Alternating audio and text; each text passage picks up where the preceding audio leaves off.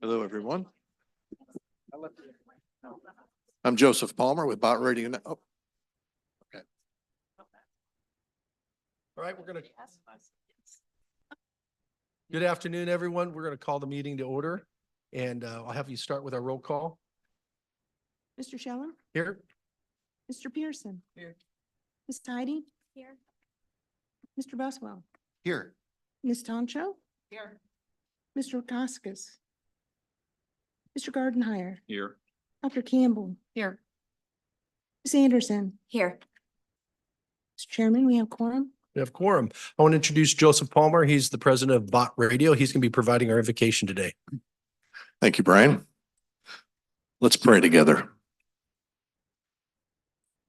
Heavenly Father, we are grateful, acknowledging that every good and perfect gift comes from you and that you are the source of wisdom, truth, and understanding. We thank you for the privilege of serving the children and families of Oklahoma and for entrusting this board with the responsibility of guiding the work of charter school education in our state. And Lord, we ask that you would bless this meeting and all who are gathered here. Grant each board member clarity of thought, humility of heart, and unity of purpose. May every decision and discussion made today be guided by integrity and a genuine desire to do what is right in your sight. We lift up the students all across Oklahoma, those in charter schools, public schools, private schools, and those learning at home. Protect them, inspire them, and help them to grow in wisdom, in stature, and in favor with God and man. Bless the teachers and administrators who labor every day to shape young minds and hearts. Give them wisdom, patience, and joy in their calling. And Father, we also pray for the parents and communities, some of those represented today, who support our schools. May they find courage to stay engaged, faith to persevere through challenges, and hope in the promise of a better future for every child. May your spirit of peace dwell among us today, and may everything said and done in this place bring honor and glory to your name. In Jesus' name we pray. Amen. Please join me in the pledge. I pledge allegiance to the flag of the United States of America and to the republic for which it stands, one nation under God, indivisible, with liberty and justice for all. And the salute of Oklahoma. I salute the flag of the state of Oklahoma. Its symbols of peace unite all people. We'll have a moment of silence.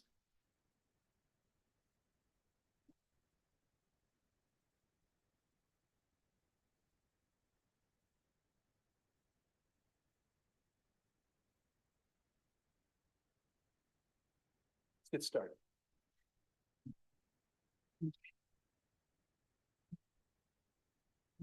All right, we'll start with item 3, action, discussion, and possible action regarding the minutes of October 13th, 2025 regular board meeting.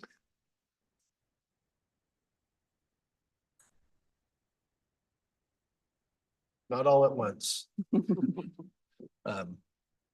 Is there anything in the minutes that deserve discussion or that were out of line? If No, I read the minutes. I make a motion Okay. to approve. Second. call for a vote? Dr. Campbell? Yes. Mr. Pearson? Yes. Ms. Anderson? Yes. Mr. Gardenhire? Yes. Ms. Heidi? Yes. Mr. Shelley? Yes. Ms. Toncho? Abstain. Mr. Buswell? Yes. Mr. Koskis? Motion passes. Motion carries. All right, we are going to move items 4 and 5 to later in the meeting. We are going to jump to item 6, board spotlight, Deborah Brown Community School.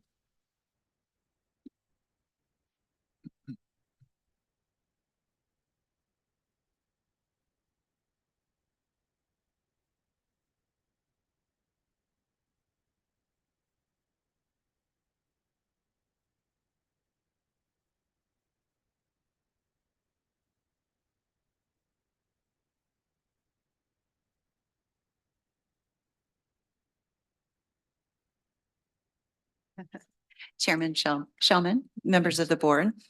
You've heard me talk about how it's really easy to nerd out, geek out on the Oklahoma Charter Schools report. And when we knew that this report told us stories. And so we've been looking to find those stories. And I was going to walk you through how I got to this story, but technically we're not working well today, and for my ability to do that. So he's going to help me. When you go to the charter school report, there's an ability to look at student proficiency. You can look at student proficiency for just all students. You can look at certain student groups.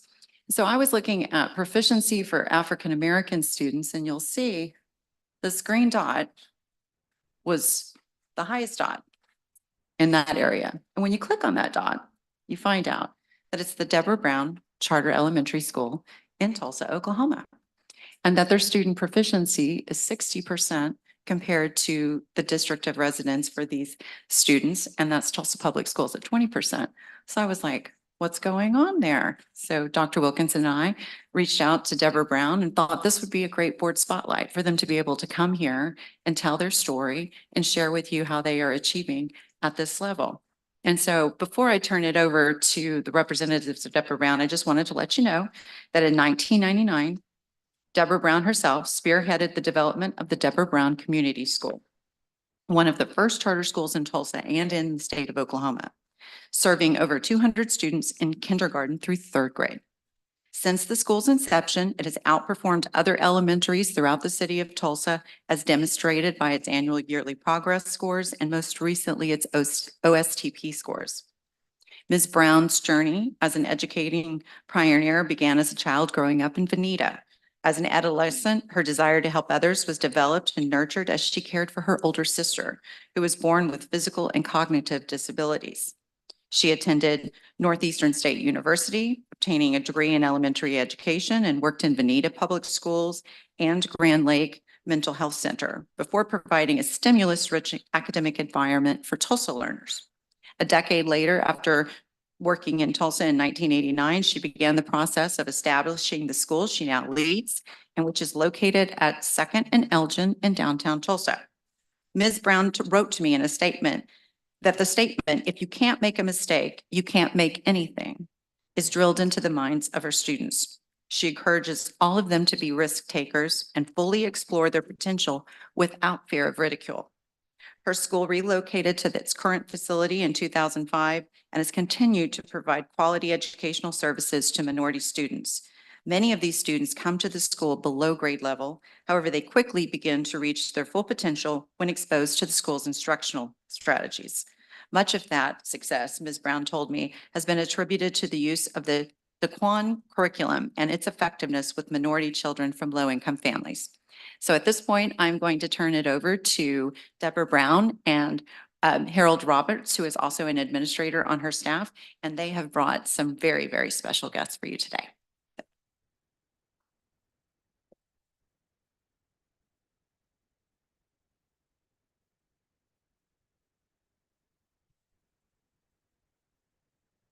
On behalf of the Deborah Brown School and its board and this board president, Mr. Kenneth James, we want to thank you all for the invitation to demonstrate what we do, and we do it very well. Just recently, the Oklahoma State Legislature has signaled that it will be mandating retention for third graders who are not reading at grade level. That doesn't concern us. Since the inception of our school in 2000, our students have performed at and above grade level in terms of reading and other subjects.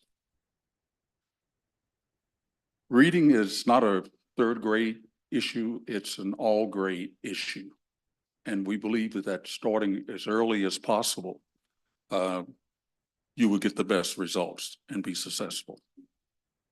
The quorum curriculum has been a key to the success of our school. It's a no-nonsense approach to education. As you can see, the behavior of our students and how they have been in this room for the last hour, that's typically doesn't happen with most elementary school kids from K through third grade. Our teachers and administrators and parents have bought into this curriculum and this culture that exists in the school. And that is one of the reasons it has been so successful over the years.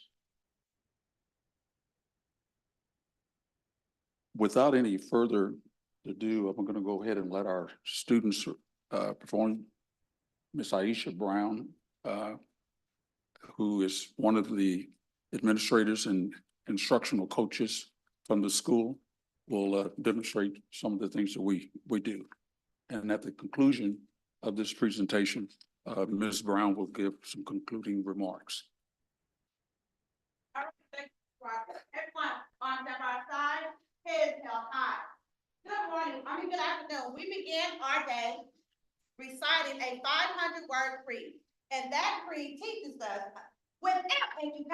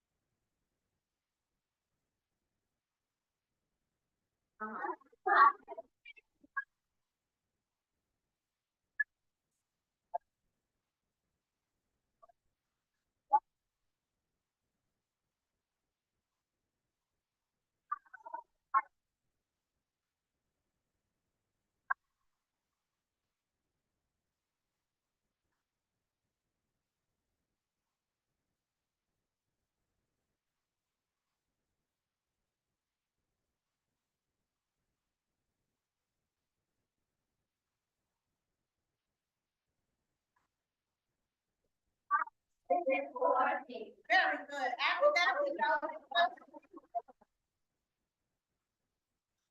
poetry. And Mr. John will monitor that. Believe in yourself by Wendell Parker.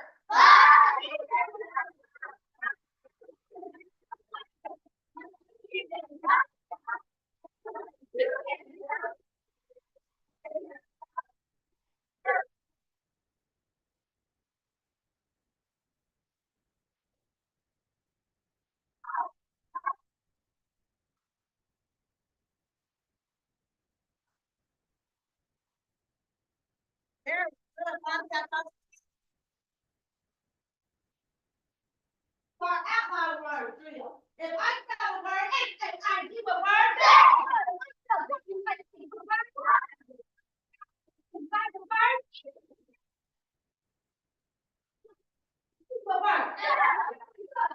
Now, do we have?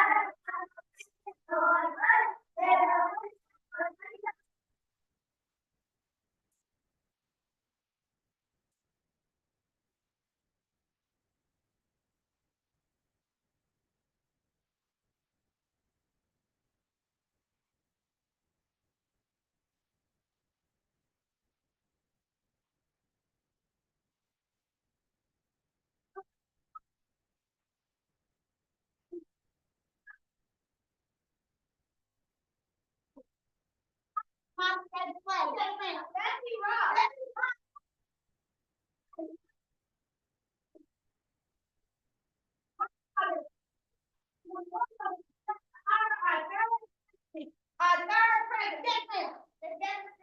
Very good,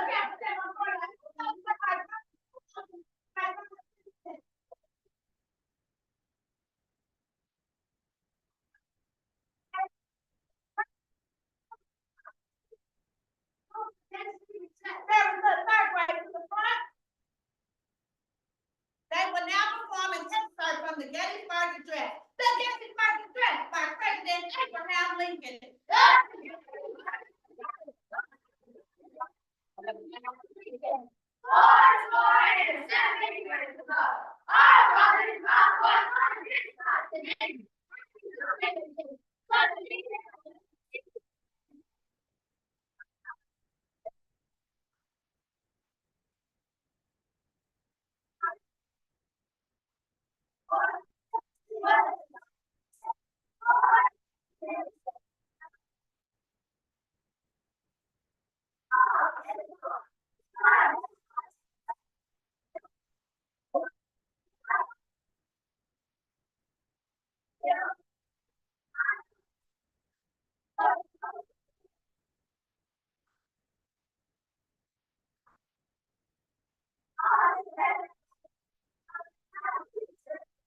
Very good. Give bow in person.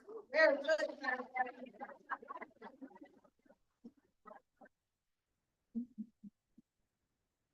Now let's go over some African American inventors. Who has been at the Zoom and FaceTime? Raise your hand, please. Yes, sir. Very good. Very good. Who invented the cell phone? The cell phone. Yes, ma'am. Yes, ma'am. Good try. The cell phone. Yes, ma'am. Very good. Who invented the air conditioner? The air conditioner. Yes, sir. Very good. And who invented the ironing board? The ironing board. Yes, yes, sir. And that's the one we haven't done in a while. Who invented the airbrush? The airbrush. Yes, ma'am. Very good. Very good. All right, thank you, Council. No, I need help. Oh, I need help.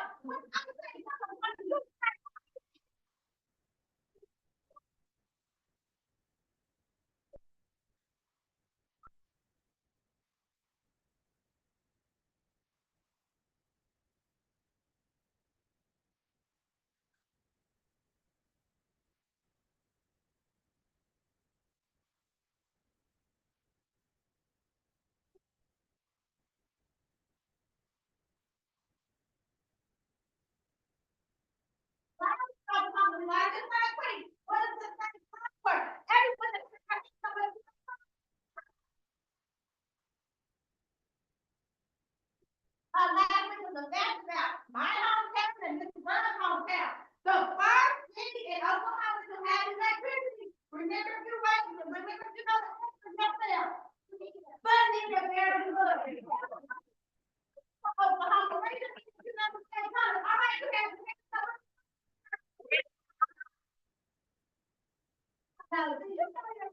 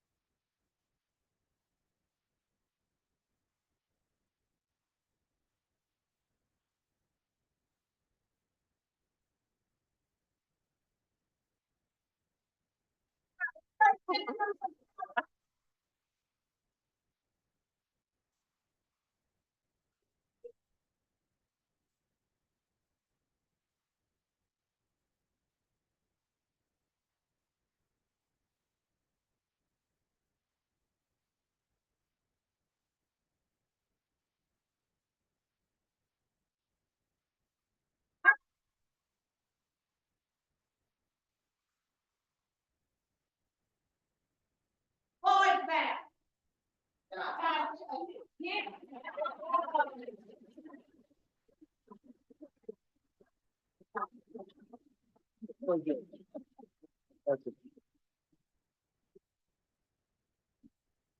And I would like to say that I've been in the business of educating children for 54 years. And I've been a part of the charter school movement for 25 years. And during this time, it has always been my goal to ensure that all students under our care receive a quality education. Such an education requires that we exercise fairness, firmness, and consistency, especially when working with administrators, teachers, and students. Quite frankly, this approach has worked very well for our school. In order for this approach to be successful, it must be supported by a benchmark or standard form of measurement regarding what to teach, when to teach, and how to teach. Our benchmark or standard form has been the DeQuan curriculum. This curriculum has been the cornerstone for DBCS administrators, teachers, and students.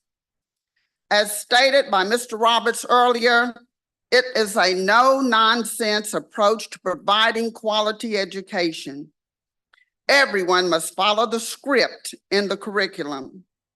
As we look forward to the future, this curriculum will continue to be utilized as we strive to ensure that all of our students reach their full potential, thus becoming useful and productive citizens in our society. Again, we would like to thank you for inviting us to share a snippet of our success. We will continue to be supportive of the charter school movement and look forward to working with the Charter School Board in the future. And I would just like to end with, in order to educate, you must motivate. Thank you.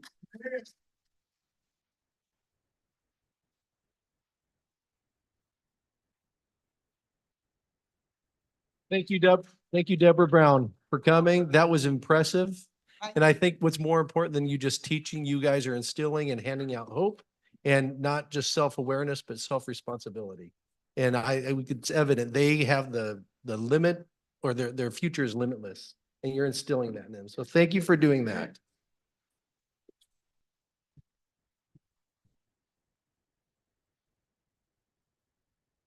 Love it.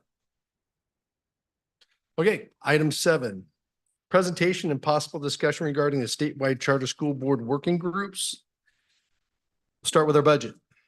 No presentation at this time. Communications. Yeah, just a couple of quick items. We went over some planning notes on the upcoming Horizons conference that they're going to have in March. And we also discussed thinking ahead on sponsorships and other opportunities on the next big charter school conference. That was our big effort. Perfect. Just getting people aware of coming for all the districts to come to the Horizon. Right. And on the and then just trying to think through some of the potential pricing on sponsorship opportunities, that kind of thing. All right, perfect. Yeah. Governance, David Dukowski is not here. Is there anything you'd like to share there, Dr. Wilkinson? Yes, one thing that I would remind everyone is that our proposed administrative rules are published at this point in time.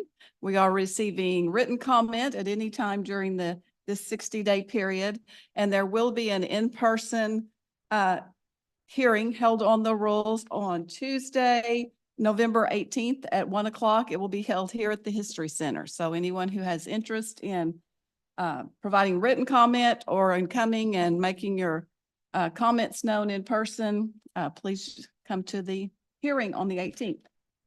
Perfect. Horizon. I have one.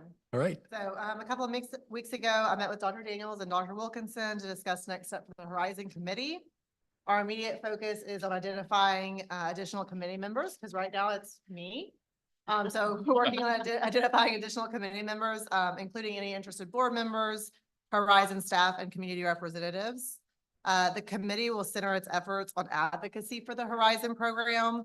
And once the committee is finalized, we will hold an initial meeting with Dr. Daniels to hear the vision of the Horizon program And then from that meeting, the committee will go about establishing, like a 3 to 5 year plan with goals attached to that, yearly goals attached to that, quarterly goals attached to that, and then the plans on how we're going to achieve those things.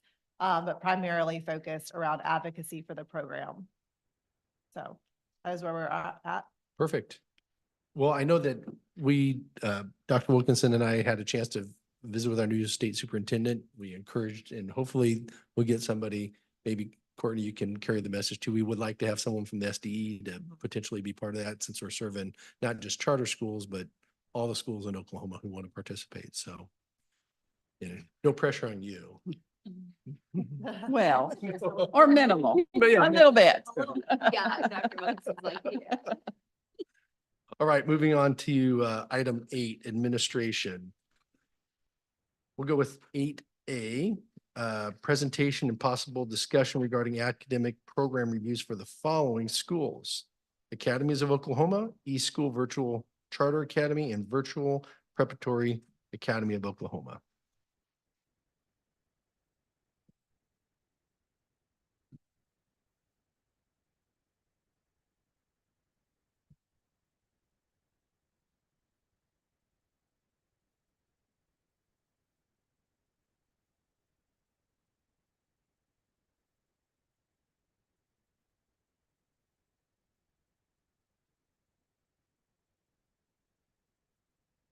Good afternoon, Chairman Shellum and members of the board.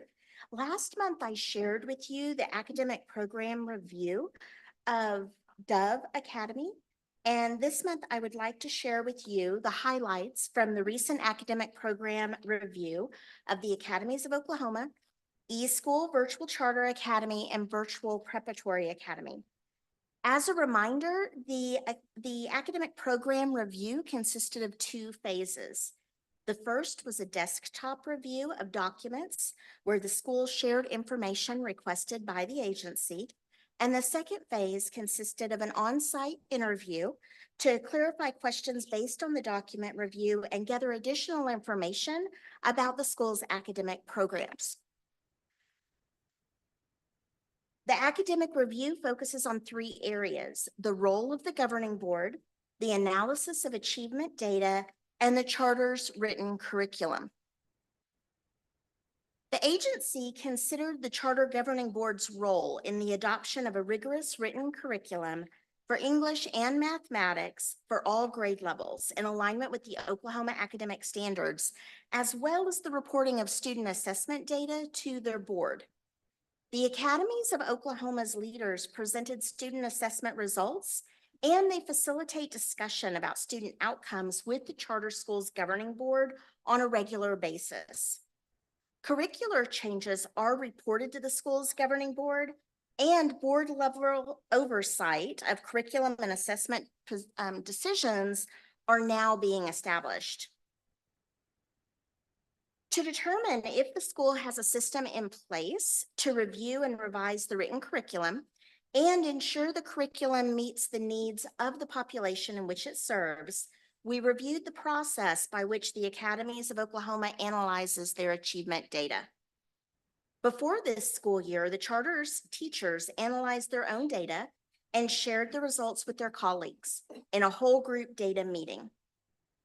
As the school continues to add sites, teachers, and students, they realized the need to develop a curriculum map, a scope and sequence, develop grade span and subject-specific curriculum learning opportunities and curriculum learning communities. And they identify educational gaps to remediate student learning as needed. So the charter determined that they needed a person to focus solely on academics. This led to the addition of a chief academic officer who started at the school just 3 days before I sent notice of the academic review, and quickly implemented grade span and subject area and site level PLCs, which are now meeting twice a month to focus on student achievement outcomes. A 1-year curriculum and assessment implementation plan has been developed and is now being executed. The plan includes the creation of a consistent curriculum review and the verification of alignment to the Oklahoma academic standards. The chief academic officer and teachers from each site will collaborate to develop curriculum maps and pacing guides to be implemented this school year. Academic gaps will be identified and research-based curriculum to bridge those gaps will be purchased as necessary. A district curriculum review committee consisting of teacher leaders from the Seminole and the Okmulgee campuses, as well as representatives from the soon-to-open Blanchard campus, is now in place. And a transcript review was also conducted during this on-site meeting. Based on data reviews, updates to academic policies and procedures have been implemented. The school has created professional learning communities, as I mentioned, and they've allocated dedicated time during the school day or during the work day for these PLC meetings. A strategic plan has been developed and implemented, and it consists of 4 pillars, which are important to the school. These are embedded life planning, early college, culture, and talent. The school is partnering with an outside organization to develop a district scorecard, and they will specifically be studying the academic, financial, and cultural health of the academies of Oklahoma. And this will provide the school leaders with the data-informed lens through which to view the school's progress and their overall well-being. The Academies of Oklahoma has implemented new academic programs based on their data.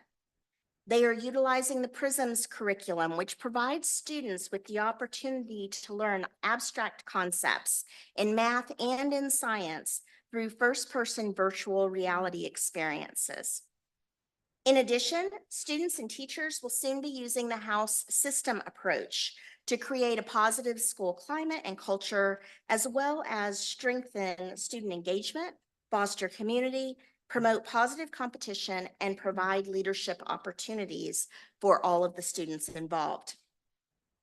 As an early college high school, the Academies of Oklahoma's College and Career Tech model provides learning opportunities for secondary students in preparation to be successful post-secondary students. This culminates in most of the school's juniors and seniors attending college or career technology centers. The state provides tuition for up to 27 college credit hours for concurrently enrolled students. The Academies of Oklahoma funds the remaining hours needed to earn an associate's degree, which is a minimum of 60 college credit hours. This includes not only tuition, but also books and fees. The school will also transport students to their classes if that is needed. This led to 70% of the 2025 senior class graduating from high school with an associate's degree, and enough credit hours to be considered a junior upon initial full-time college enrollment, and an additional 10% of that graduating class earning industry certification.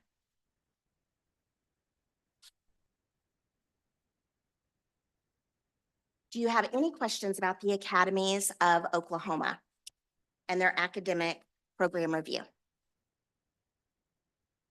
Does the chief academic officer oversee all sites or just individual? Okay. All sites. She's going to be district level. She is district level, and so she will be overseeing all sites. You know, Thank you.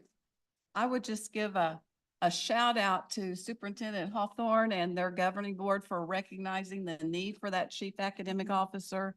It is not easy to take the successful Seminole school and the results that they're getting and translate that school, replicate that school to other communities that are different, to other student populations that are different, but to recognize that they're going to need to be very strategic to make sure that Seminole success equates to Okmulgee success, to Blanchard success, and to the other towns where they expand is critical. And it certainly bears repeating that 70% of your senior class graduated with an associate's degree. I mean, that's pretty incredible. Especially at no cost to the students or their families. Yes. Definitely a bright spot. Do you have, just to bring maybe board members who are new up to speed where their academic results were? So their academic performance score for SY 23-24, which was the most recent one that we had the information for, was a 94 out of 100. Very good. Am I remembering, was it Academies of Oklahoma that had a recent honor? You know, they've had a few recent honors. They really have. Were recently awarded a grant, $7.2 million, Ren.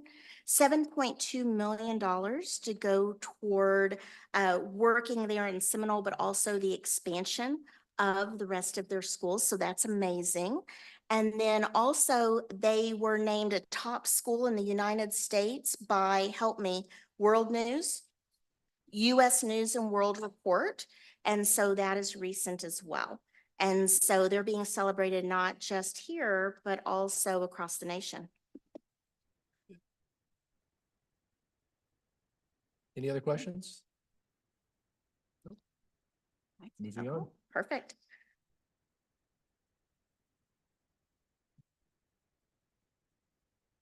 Thank you.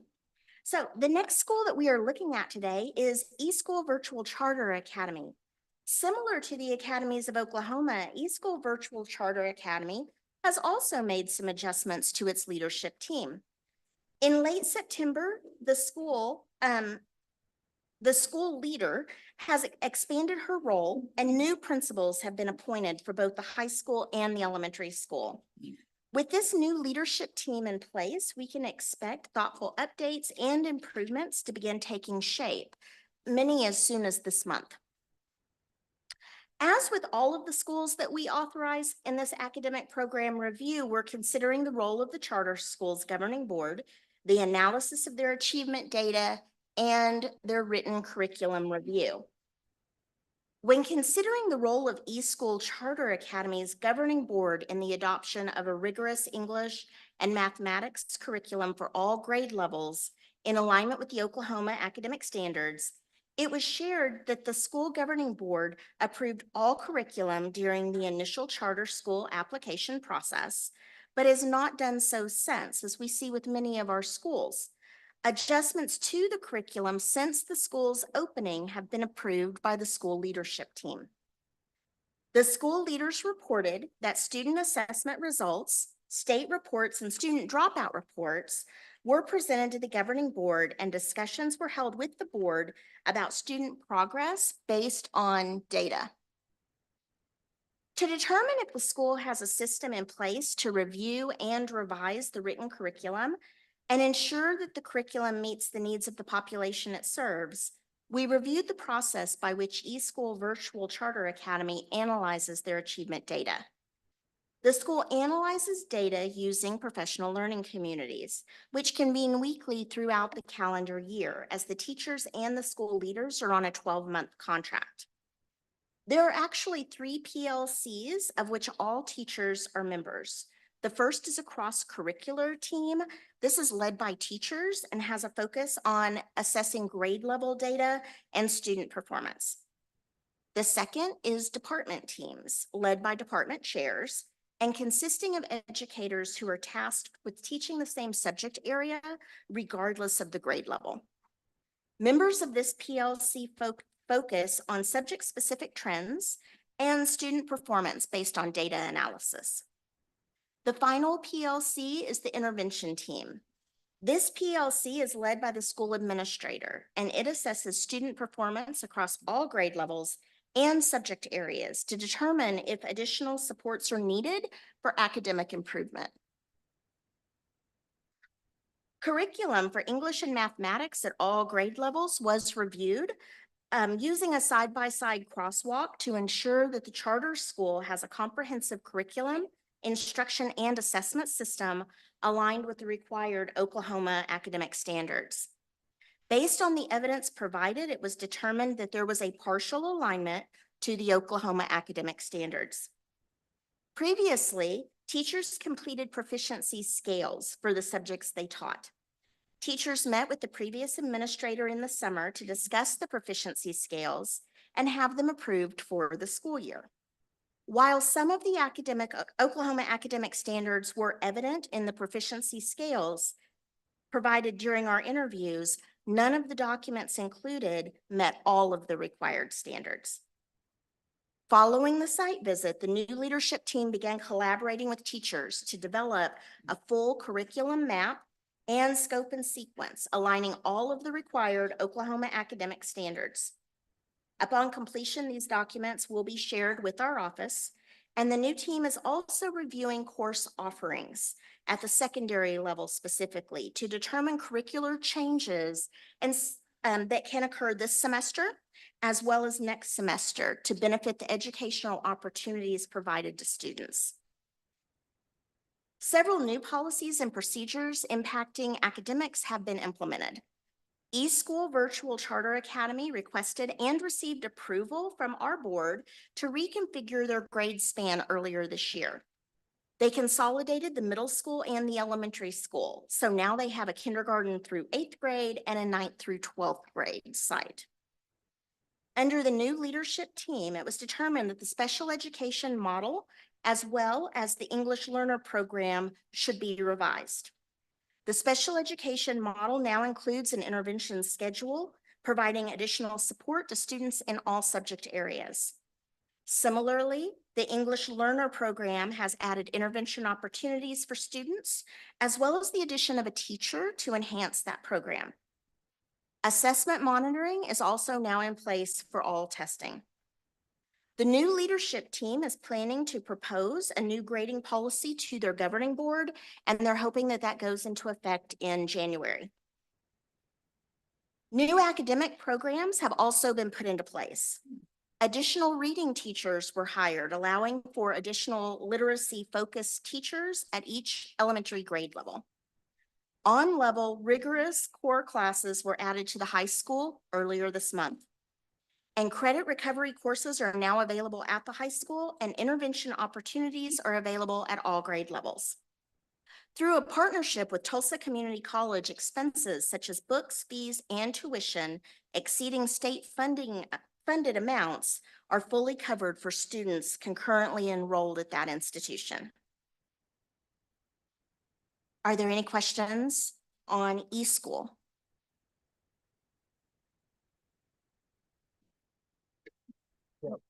Go ahead. What was their academic performance? 28.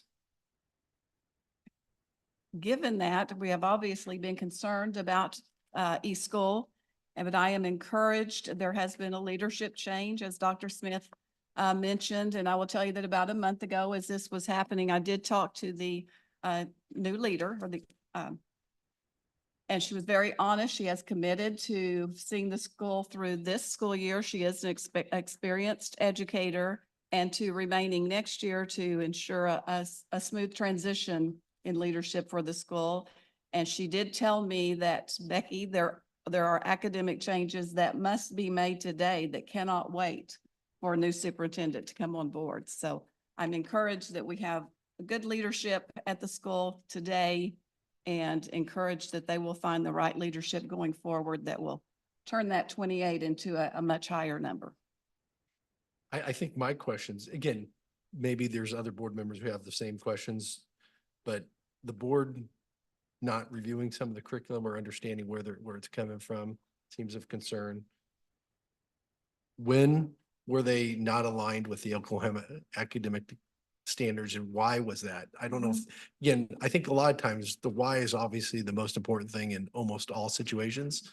So why were they not aligned, from the leadership or the feedback we're getting? Right. Based on what we were provided through the scales, some of the things that they had were overarching, and then they did not align with the subsets below. And so we are making sure that they align 100% through their core classes with the Oklahoma academic standards. Let me make sure I understand. If they're overarching, would they include all those? Are they Maybe. holes like Swiss cheese? Things are missing. Holes.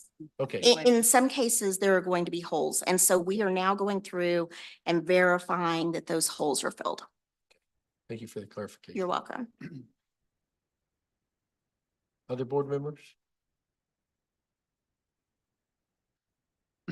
This is I'm just gaining familiarity with the school. When an Oklahoma parent has the option to enroll their child in a virtual charter school, they have many options in Oklahoma. You do. So the parents of 481 students have chosen eSchool Academy. And I'm wondering, what is the special secret sauce or special function or offering that this school offers that attracts, you know, hundreds of parents to enroll their children in this particular school versus other virtual academies? You know, that's a really good question, and that's probably something that we would need to look at in depth by asking the parents. It's more a marketing question. I'm just Um, curious. That way, then we can look at that. You know, parents do have currently seven. We've approved an eighth that will open not this coming school year, but the following. So we have, currently we have 7 virtual schools in which to choose from. And all of them are just a little bit different. Sometimes it may be that the proximity of where they are to the school, possibly. Sometimes it's marketing.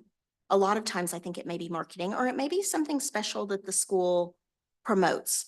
eSchool does require more credits for graduation. So if you have a parent that is wanting their student to have additional coursework for high school graduation, that may be something that pushes them in that direction, is that they do have those advanced courses. Thank you. You're welcome. Okay, any other questions? Right. moving Okay. on. All right, we will move to the next school. The next school is Virtual Preparatory Academy.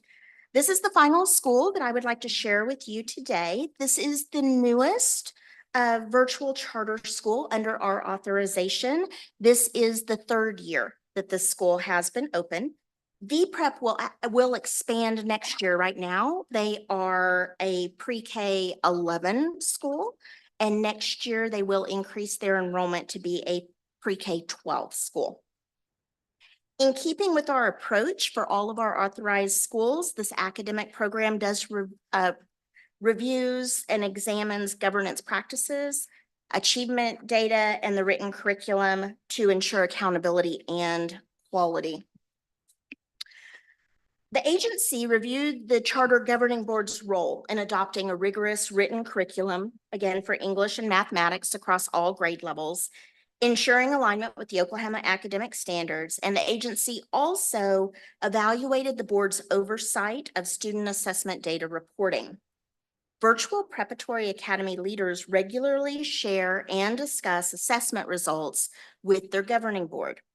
And although the governing board is not involved in the review or approval of the curriculum itself, school leaders do seek the board's approval when they are purchasing new programs to supplement and enrich the curriculum. So discussions do take place and reviews sometimes do happen at that stage where they are being asked to purchase new curriculum. To determine whether the school has an effective system for reviewing and revising its written curriculum to meet the needs of its student population, we examined Virtual Preparatory Academy's process for analyzing achievement data. The school employs a multi-tiered system of support to review student academic goals and to monitor progress, and they do this 3 times each year. The student success team, which is comprised of success coaches, the counselor, and the principal, meets weekly to analyze student data, identify trends, and address knowledge gaps that are impacting or could possibly impact achievement. Additionally, the principal meets individually with teachers each quarter to review student-level data and discuss individual progress. This practice enhances teacher agency and data analysis, and it facilitates targeted conversations about the student and classroom needs to promote achievement. Teachers also collaborate weekly with the student success team to analyze student progress and to make data-informed instructional decisions. The curriculum for English and mathematics at all grade levels was reviewed using a side-by-side crosswalk to ensure that Virtual Preparatory Academy maintains a comprehensive curriculum, instruction, and assessment system, and that it is aligned with the Oklahoma academic standards. School leaders, along with their educational management organization, conduct an annual review of the curriculum to verify its continued alignment with state standards. Based on data analysis and teacher feedback, the school has made curriculum adjustments over the past 3 years, including the addition of programs that align with the Oklahoma academic standards and address the specific needs of their student population. Based on data reviews, updates to academic policies and procedures have been implemented. The school is currently in the process of developing standards-based report cards. The school employs success coaches who support students and families beginning at the time of enrollment. And these coaches monitor student attendance and their performance, and they participate in student-level data analysis meetings to determine next steps in helping students progress toward their success goals. The school employs strategic planning and targeted actions to strengthen instructional practices. This process involves intentional assessment and analysis, followed by constructive feedback to promote growth. Tailored professional development is then provided to enhance the knowledge, skills, and abilities of the teachers and of the school leaders. Teachers have developed what they call QUEST assessments to measure student proficiency across 8 to 12 power standards in each subject area. Each unit begins with a pre-assessment aligned to the relevant QUEST standard. Based on student performance, teachers adjust instruction as needed, either providing enrichment for students who demonstrate mastery or differentiation of learning activities, or even offering targeted intervention for those requiring additional support. At the end of each unit, a post-assessment is administered, and the resulting data are used to guide future instructional decisions and refine teaching practices around the Oklahoma academic standards. Virtual Preparatory Academy is prioritizing active student engagement and examining its relationship to academic performance. The school is monitoring indicators such as live session attendance, camera use, and their student participation in discussions. This data will be compared with overall attendance and performance metrics to inform future data-driven instructional decisions.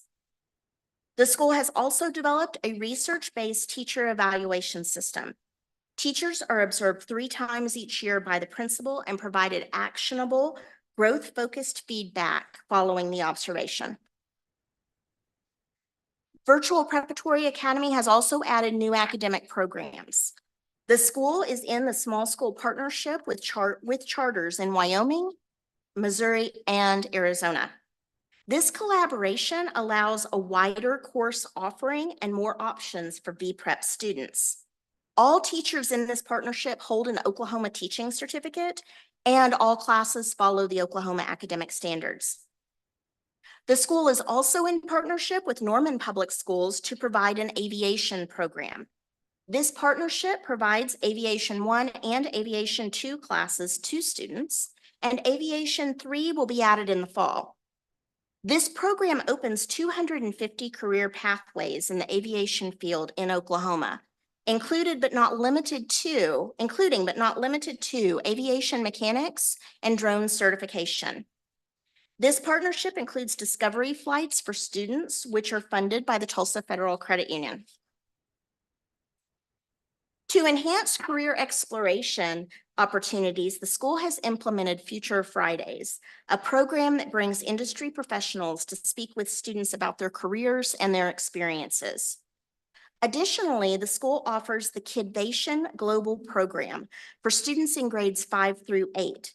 This initiative provides young innovators with the opportunity to transform their ideas into viable business ventures. And they even go through a Shark Tank-like interview. And the school has said they would love if you would participate in the Shark Tank interviews. Finally, Virtual Preparatory Academy is partnered with Urban Bridge in Northeast Oklahoma City to provide counseling and tutoring services at no cost to students and their families. Through this partnership, students can also join their live classes and complete assignments from the Urban Bridge facility. So they have somewhere to go to meet with others in their grades, even though they are a virtual school.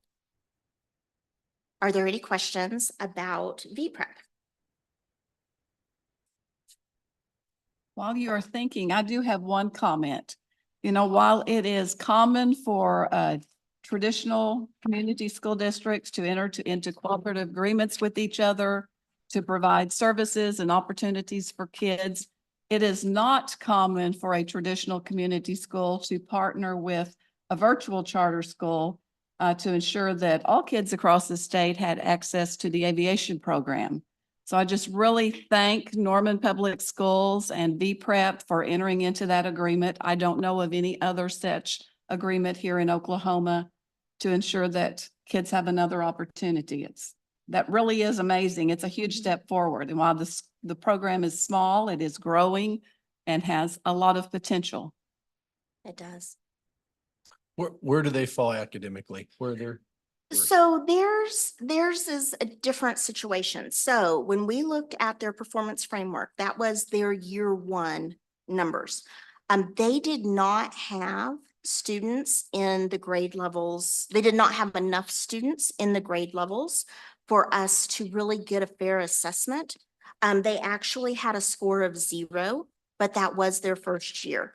Since then, when we look at for the next performance framework, they'll be in year 2 and they're growing. I looked at their student attendance rate and their grade levels look good for year 3. So they are growing, but they did not have the numbers that we needed to assess that for year 1. State testing data isn't reported unless there are enough students in a subgroup to enable that to happen. So it's not a 0 because kids weren't learning. It's No. a 0 because they didn't have enough kids to be able to report. Right. Our in size is 10. The state's in size is 24. And so because we do have smaller schools, we do bring it down, but they do have to be full academic year students for us to consider their data. And so for year 1, they just did not have the numbers at that time. Plus they've added grade levels since then. So it will be interesting to see on the next performance assessment. It will be interesting to see what their scores are for last year. Damon? Would that also be the case for their state report card grade? It would, because with the state report card, they want them to have at least 24. And so they'll have numbers for us before they will for the state. But I mean, their current report card grade, Yes, that's yes, reflected for the same reasons. reflected for the same reason, yes, sir. They're just a new school. They were just getting started that first year. Just curious, what is their enrollment right now? I have it. Brad's not here, is he? Let me pull that. I have the information and I can get it for you.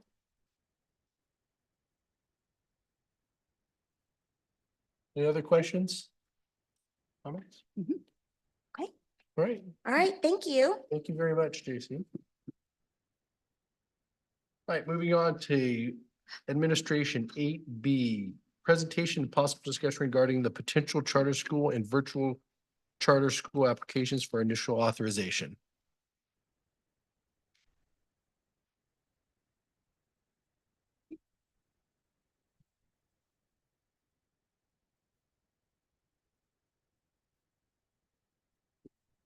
Good afternoon.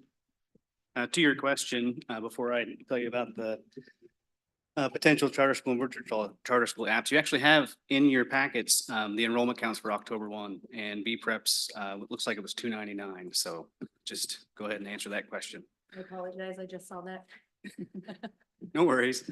Okay, so moving on to 8B, as Chairman Sheldon said, regarding potential charter school and virtual charter school applications for initial authorization. Just want to kind of give you an update on what we've received over the last few months.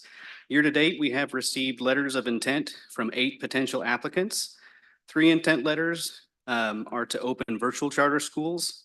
One is a classic liberal arts school, another college and career prep school, which would have an educational management organization, and then also a virtual religious charter high school. There are 5 other intent letters for brick and mortar charter schools that we've received. You'll be hearing about the proposed classical type and Montessori type more here shortly because they have formally submitted their applications and they'll be presenting them soon. One application had not yet applied to the local district. So while they submitted a letter of intent, we don't expect an application until they go to their local district first. Another, a dual language immersion application, or the application was actually approved by the local district to which it applied. So their letter of intent to us is no longer applicable. And then the 5th potential applicant indicated that they're not ready to proceed at this time. We do expect that there may be one other virtual charter school potential applicant that has yet to submit their letter of intent. And aside from the 2 charter applications that are here to present today, our online submission portal doesn't reflect any work by any of the other potential applicants on their online applications up to this point.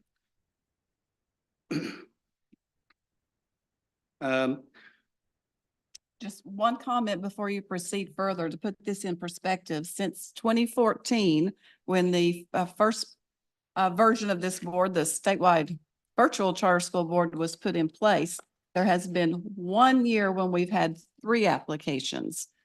No other year has there been more than 2, some years none, some years 1. So to say that we have 8 letters of intent is an anomaly. So we have our work ahead of us. I would say this is things yet to come. And as we've talked about, how we prepare the work of this board is to prepare for the future. Right.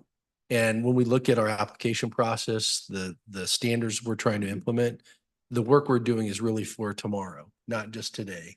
So I would anticipate in the future, we might have many years like what we have this year. I think that's very, very possible. So as I mentioned earlier, we did receive 2 applications last week on Tuesday, November 4th. And currently agency staff are working diligently to convert the applications from the online submission portal to a shareable PDF. And we expect to be able to distribute them to each of your board members by the end of this week. We will plan to distribute them via Onboard, your board meeting platform, so that you'll have immediate access once they're ready. And that's all I have for 8B. All right, moving on to 8C then. Okay, so, would you read that for me, Yeah. Chairman Shellman? Yeah, presentation and possible discussion regarding submitted charter school and virtual school applications for initial authorization. 1, Southwest Academy Charter School. Perfect, thank you. So current agency rules provide that new applicants are given an opportunity to present to this board. So with that, our first presenter is Southwest Academy Charter School, which is set to be a potential elementary school with a classical type mission in Moore, Oklahoma. Angie Ritter is the board president and for the founding team of Southwest Academy Charter School. She's also a member of the Oklahoma Public School Resource Center School Design Fellowship, and she'll be presenting.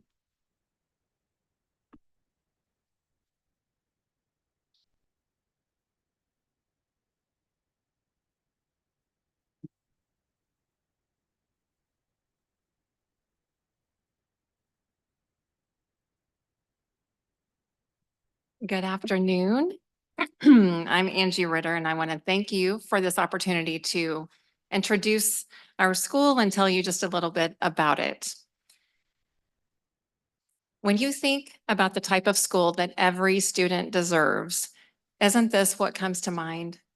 A school where learning comes alive, where joy fills the day, curiosity drives the learning, and where every student is known personally, supported, where their strengths and challenges are met by the teacher. This is where we started as a group when we started working on developing this school. A school that challenges students to think deeply, communicate clearly, and act with integrity. So when we started developing this school, we didn't just look at test scores. We talked to families and we heard a lot about what they wanted. So we started working on developing a school that meets parents' needs in the community. There's options and more, but they are either a private Christian school or homeschool. in like a co-op. That's pretty much all that's available. So we have a lot of parents who would like to have a school with high academics and rigor and character formation built in, but they're priced out of private school options. Or they might be interested in homeschooling, but they are working, both parents are working jobs and they can't afford to stay home, or they just don't have the resources to homeschool well. And we believe that we can meet this need head on by removing all of the financial barriers that would be there for parents and give them a high quality option that's tuition free. Our mission at Southwest Academy is to empower students with the knowledge, skills, and character necessary to thrive in a complex world. So this is where we produce confident learners who are not just, we're not just forming a character, we're not just giving them an education, but that's for the head, but also for the heart. Oops, I'm so sorry. Our vision is to cultivate the unique potential of every child, to ignite intellectual curiosity and foster a lifelong love of learning. We want to create strong readers, thoughtful citizens, and compassionate people. This is where they learn the joy of discovery and the discipline of hard work, a culture that celebrates curiosity, perseverance, and meaningful community connections. We believe academic excellence and character formation go hand in hand. These 4 pillars are our key design elements, and they are the foundation of everything we do with our model. So first, we have an integrated curriculum. And Skylar mentioned a classical model. Our model is not exactly classical. We take some components of the classical tradition, but most importantly, we are integrating the subjects. So students don't just learn in individual silos, but the subjects are connected, not just across subjects, but over time. Humanities is a classical component, and this is one that we are going to focus on. So students will have a really strong foundation in literature, mathematics, the sciences, the arts, but embedded in that learning will be integrated opportunities for hands-on application of what they're learning. They're not just memorizing facts, but they're giving opportunities to apply the knowledge to solve real-world problems. Really important in our model is a dedicated reading block. This is a differentiated reading block, and every morning for 90 minutes across the school, every student is getting individualized reading that's based on their needs and their ability levels. All the adults in the school will push into classrooms, no interruptions during that time. And during that time, they're focusing on really the foundations of reading, phonemic awareness. Later in the day, we're going to break the reading block up a little bit, but later in the day, they'll get comprehension strategies and vocabulary development. Also, a collaborative culture is important because we know great schools are built by great teachers. So we want to make sure that all of our teachers have the time and the trust and the tools necessary to continually refine their craft. And we believe that these 4 design elements together will create an environment where it's joyful and rich, not just for students, but for the teachers as well. So like I said, every morning we'll begin with a 90-minute reading block. This is where kids get exactly what they need. So our kids who are struggling readers will have time to get remediation. Our kids who are advanced will be challenged with more challenging texts. Our integrated curriculum, like I said, it ensures that they see learning as a web and not individualized strands. So if we were learning early explorers, the kids might read a grade level biography about the explorer. They might then trace the navigational routes and compute the distances. That would be the math connection. They might write letters as if they are the explorer. So they see how learning is connected in our real life. They also have time for experiential projects. So kids are learning to think, to collaborate, to communicate. So they might be writing a journal entry as if they are the explorer. They might be acting out a moment of history. They might be working together to build a bridge. And like we said, there's classical roots. The humanities is very much a classical component, but we integrate that with technology, with sciences, with applied learning, so it doesn't just stagnate in one area. And most importantly, we are embedding character development. So every month, the whole school focuses on one character trait. It might be integrity or compassion or honesty. And then the teacher provides lessons that explain that character trait, reads stories, and models it themselves in the classroom. So this isn't just something that we talk about, character development. This is something that we live out as a community in real life. So beyond the classroom, we have some really exciting potential programs. Because we are going to be an educational hub in this community, it allows us to connect immediately to hundreds of families. And we don't just want to impact the lives of our students, but we want to change the trajectory of the lives of their families as well. So we want to make sure that we connect adults to our students through a mentoring program. And this helps our kids develop resiliency, also provides important adult connections. These adults would be kind of trusted guides that would help our students, as they not just develop academic skills, but social skills and prepare for an exciting and successful future. We also recognize that a stable family is key to the success of students. So we want to offer parenting and grandparenting classes to our families that would give them effective, proven strategies in how to nurture the next generation. And because we know that financial mobility is huge for families, we want to partner with banks and credit unions to provide financial literacy classes for our families. And then finally, adult literacy and English classes. This is something that not just would help families improve academic outcomes for their students, but also help them to integrate into the community. So we are not just growing fast, we want to grow strong. So we will open in August 2027 with pre-K to second grade, 2 classes per each grade level. That'll be 160 students. And then we'll add a grade level every year until we reach 6th grade. This would give us a full enrollment at year 5 of 320 students spanning pre-K to grade 6. This kind of sustained, stable growth plan helps us ensure that our culture stays strong, our relationships that is going to be a hallmark of our school are there, and helps us to grow well, not just fast. And behind every great school is a great board. This is our founding board. We all have connections to more in South Oklahoma City. I'm the board president. I don't know if I even said that, but I'm Angie Ritter. I've got 15 years of experience in traditional public school and charter school as a teacher and as an administrator.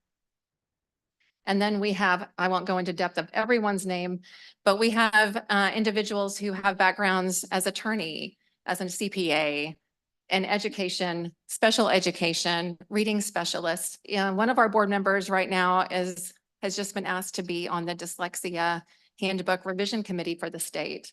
So we feel really good about our board having differing viewpoints to push back and ask questions and see things from a little different perspective. One thing we're all agreed on, though, is the vision for this school and how excited we are about making a difference in our community. That's all I have for you guys. We're so excited about partnering with you and about being just a high quality option for the families and more in South Oklahoma City. I know we're going to talk more in the future, but if you have any questions, I'm happy to answer them. Board members? Is the curriculum, can you talk a bit more about if it's based on a standardized curriculum, like ED Hirsch or anything like that, or? Right now, we're planning on developing our own curriculum in-house because we want to make sure that it's completely integrated across subjects. And then on the plan for ramping up by grades, is there, how are you feeling about that? We can obviously go into more detail about this later, but just from the finances standpoint, just getting enough, I know there's always a struggle with getting enough students in the door to be viable. You don't want to ramp up too fast. Right. So I'm just kind of wondering about that balance. Yeah. Well, that's one reason I think two classes per grade. We want to stay small because that's been a feedback from the community a lot of the elementary schools are 600 to 800 students. So we want to stay small overall. We believe that just adding the 2 classes per grade per year and staying at that 2-class level will help us, not just with the culture, but also for financial stability. Yeah. In our budget, it seems very realistic the way we have it laid out. Any other board members? I love the fact that you guys have here beyond the classroom in part of your presentation. I think it's vitally important. And I think one thing I am concerned about, not because of this, because I love it, but there were other schools who have applied who provide things beyond the classroom that were controversial. But I'm glad you're. Yeah, I hope this doesn't seem controversial. I don't think so. Okay. Yeah. And I don't think the other stuff was either, but apparently others did. But I just wanted to say thank you for including things. in the things Absolutely. that That's are- part of, what we see for this school is not just educating children, but just impacting the community as a whole.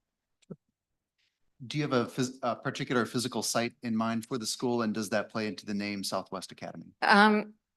Well, we do have a site in mind. It does not play into the name because we had to think of a name before. But right now we're in lease agreement discussions with Regency Park Baptist Church, which is on Janeway north of 12th Street and Moore. And they're surrounded by a neighborhood with Section 8 apartments and which is something that that's where we want to be. We want to make sure that we give those kids a chance and they can walk to school. The church is very excited, talking about the partnerships outside the classroom. The church, members of the church are excited about doing the same thing because that's part of their heart for the community, is making an impact. Thank you. Other Okay. questions? All right. Thank you very much. Thank you.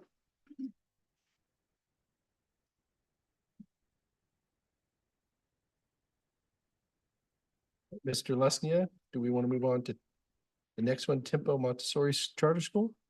Yes, sir. Thank you. Yeah. Tempo Montessori Charter School is set to be a school that would serve grades pre-kindergarten, kindergarten, and then a standalone 6th grade as a feeder school for the nearby Tulsa Montessori, which currently serves kids through 5th grade.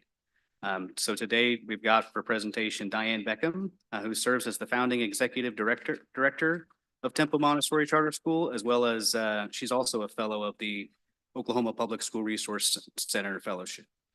Diane?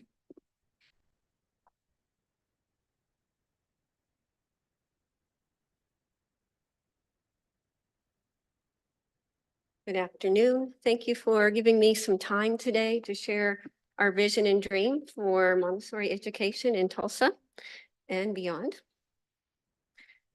And I really want to address the name Tempo Montessori because we believe that all kids work at their own tempo, their own time. So the charter work and the Montessori pedagogy is already interlaced. A little bit about me. I'm Diane Beckham. This is my 30th year in public education, and I launched the only public Montessori in Tulsa in 2018 and opened 2 additional ones within 5 years. So Tulsa Public Schools has 3 public Montessori schools. Additionally, I've opened a AMS, which is American Montessori Society. It's kind of a global international body that upholds the values of Montessori. And so I have a training program certified by them. And I have some additional certifications myself.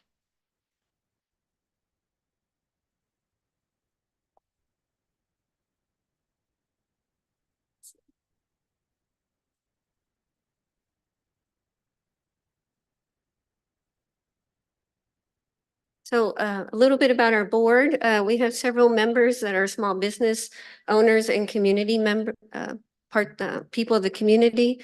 We have marketing professionals, educational consultants, Montessori educators, and also community connectors and Montessori families. That's the type of board we have.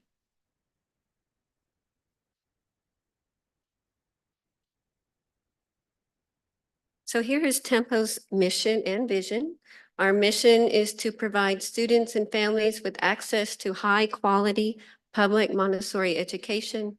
It is through individualized learning, authentic work, and purposeful guidance. We cultivate each child's academic growth and personal responsibility in a community that values connection, curiosity, and civic responsibility. Additionally, our vision is to uplift and empower all children and families through respect, high expectations, and a commitment to excellence. And we have a of having replicated throughout the state of Oklahoma. And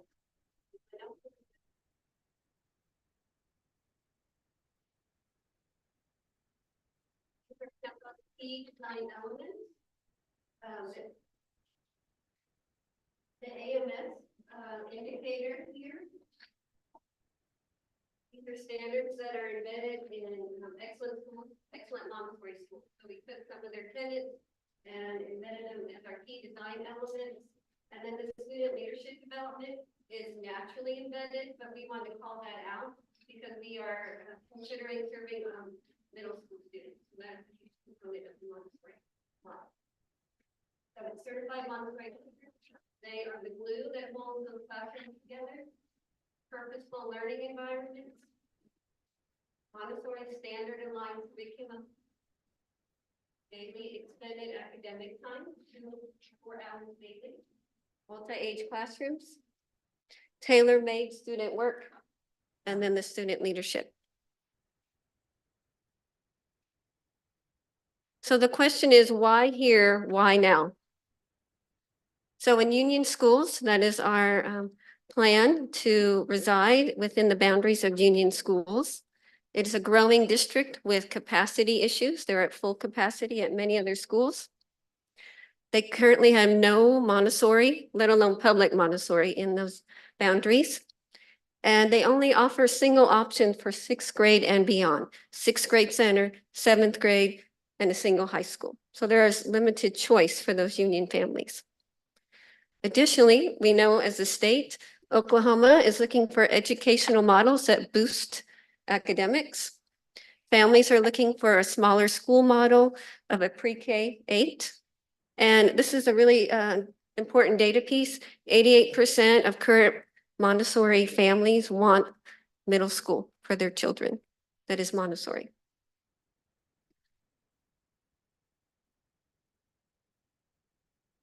So part of understanding what a Montessori school is understanding the Montessori pedagogy and the curriculum. So just a few slides on that. Montessori is defined as a research-based, child-centered educational model. It is supported by cognitive science, and it promotes independence, curiosity, and strong executive functioning skills.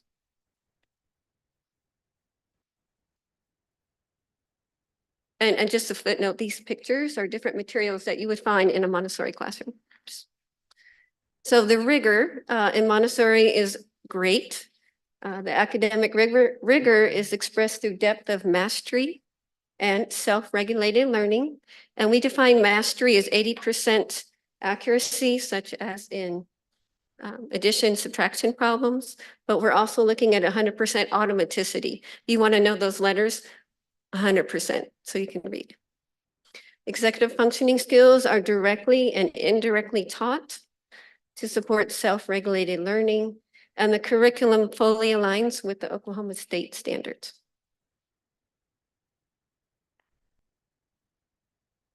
And one component of the Montessori classroom, aside from the academics, is the community that is built. Multi-age classrooms are the foundation of a Montessori community. Within the 3 years of a class community, each child experiences 3 different levels of community. The first one is they're being mentored by an older child. The second one is a feeling of safety and belonging and significance. And then as the older child in the environment, you get to mentor.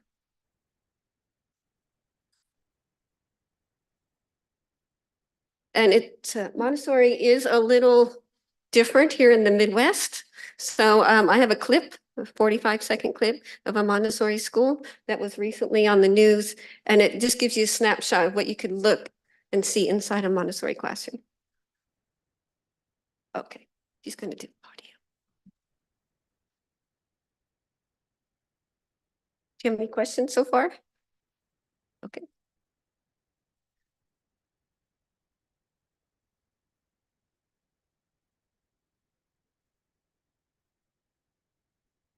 I think it's a 45-second clip, maybe 60.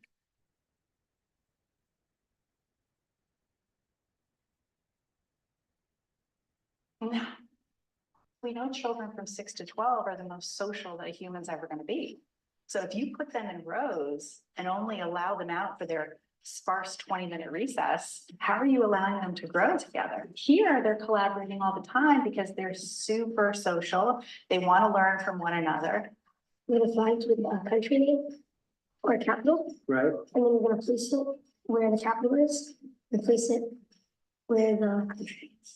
Julian has taught 50 learners so far how to do pin maps in previous years and this year's, because that.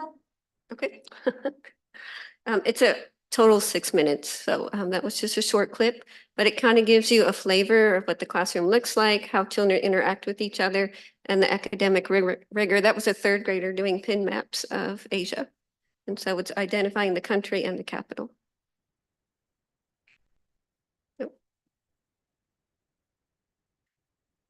I think I need your help.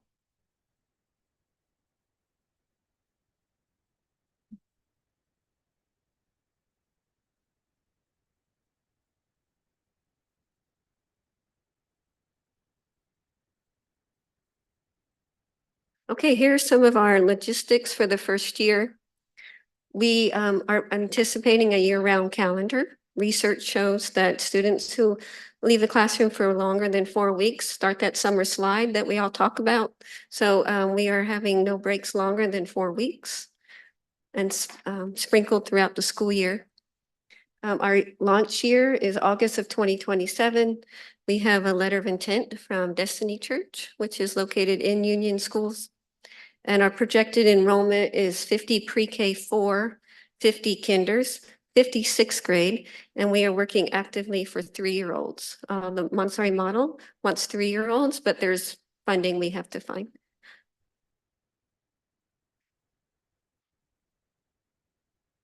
So our starting plan with those different classrooms, we're going to have 8 Montessori teachers, 6 early childhood classrooms. We believe the strongest foundation is at your early childhood level. So we're building strong so we can build stronger up. We will have 1 teacher and an instructional aide in the classroom. The model requires 2 people, which is a ratio of 12:1. And then in 6th grade, they will have 1 teacher and a shared teacher assistant. We're calling them instructional aides though. We have 1.5 special education teachers allocated and 1 instructional aide, and we're starting off with a reading interventionist and a 0.5 ESL. This is in response to the community and also my experience with the families that come to Montessori. And I want to leave you with some evidence. When I opened Emerson Elementary in 2018, our 3rd graders, nobody was proficient. And as a school, we were in the 20 percentile. So within 18 months, this is our winter data on NWEA map. And just to point out, our attendance went up, chronic absences went down, Suspensions went down, proficiency went up, but the big ones are math growth went up 20%. Our reading growth went up 24%, and then our third grade proficiency went up 31%. So within 18 months of utilizing this model, we were able to meet kids where they are, fill in the Swiss cheese holes, and move them on. So thank you for your time, and I appreciate it. Any questions, board members? Diane, I live in Tulsa Public School District, and I sincerely appreciate your work in launching 3 Montessori schools within the public school district. I was wondering if you could share with our board some of the advantages you have in introducing a Montessori school in a charter school structure as opposed to a traditional public school. So in comparison to Tulsa Public Schools, our 3 schools are one of 50 schools. So we are just, we have to do all the regulations that Tulsa Public asks us to do, whether they fit the model or not. So this means, for example, their curriculum is HMH. We have end of module assessments. We don't teach that, but we still have to take the assessment. So we can be more purposeful in our data collection. We can be more purposeful as how we meet kids. And so what we find with the charter is the flexibility to implement the model more robustly so we can meet the needs of kids. Thank you. Oh, plus the year-round calendar. That's a big deal. Thank you for that. Any other questions?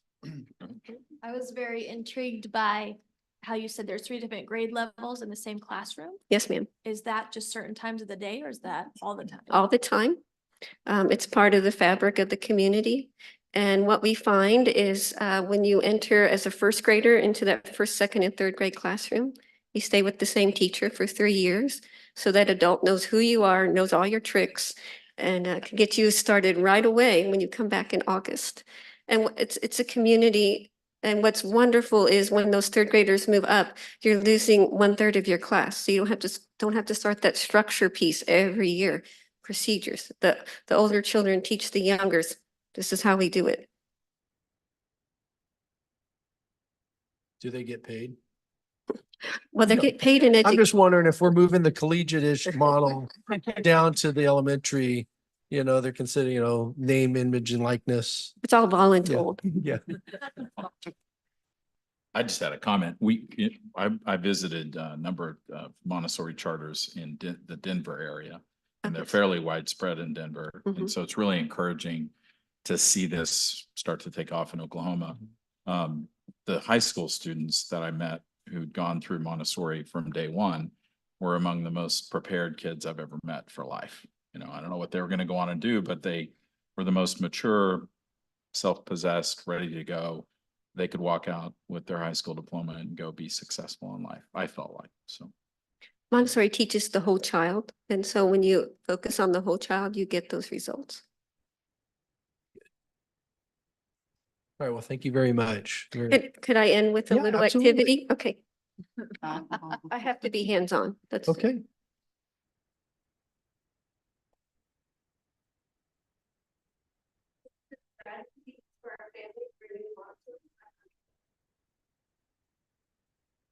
Everyone's gonna get a baggie, and as you get your baggie, please pull out your little half slip piece.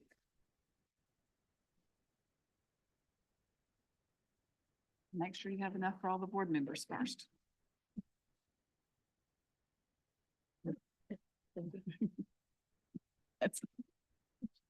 I think I persuade the board members. I'm not a board member. Okay. Okay, if you would pull out your half slip, and it would be fun if you guys go around and read your half slip. Stomachache. The flu. Paper cut. Broken arm. Bump on head. Scrape on knee. Pink eye. Diabetes. Asthma. Almost did. And so what did you get your bag? Fix that? Everyone got a Band-Aid. And so we know from what we said, only 2 of those ailments really tall for a Band-Aid. And so that's kind of the educational model comparison. Montessori begins with Thank you very much.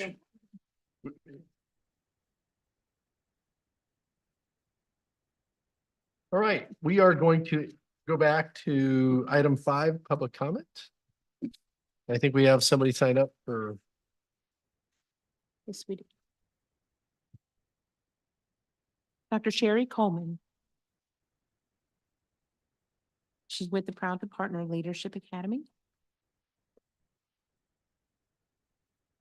Good afternoon. Good afternoon.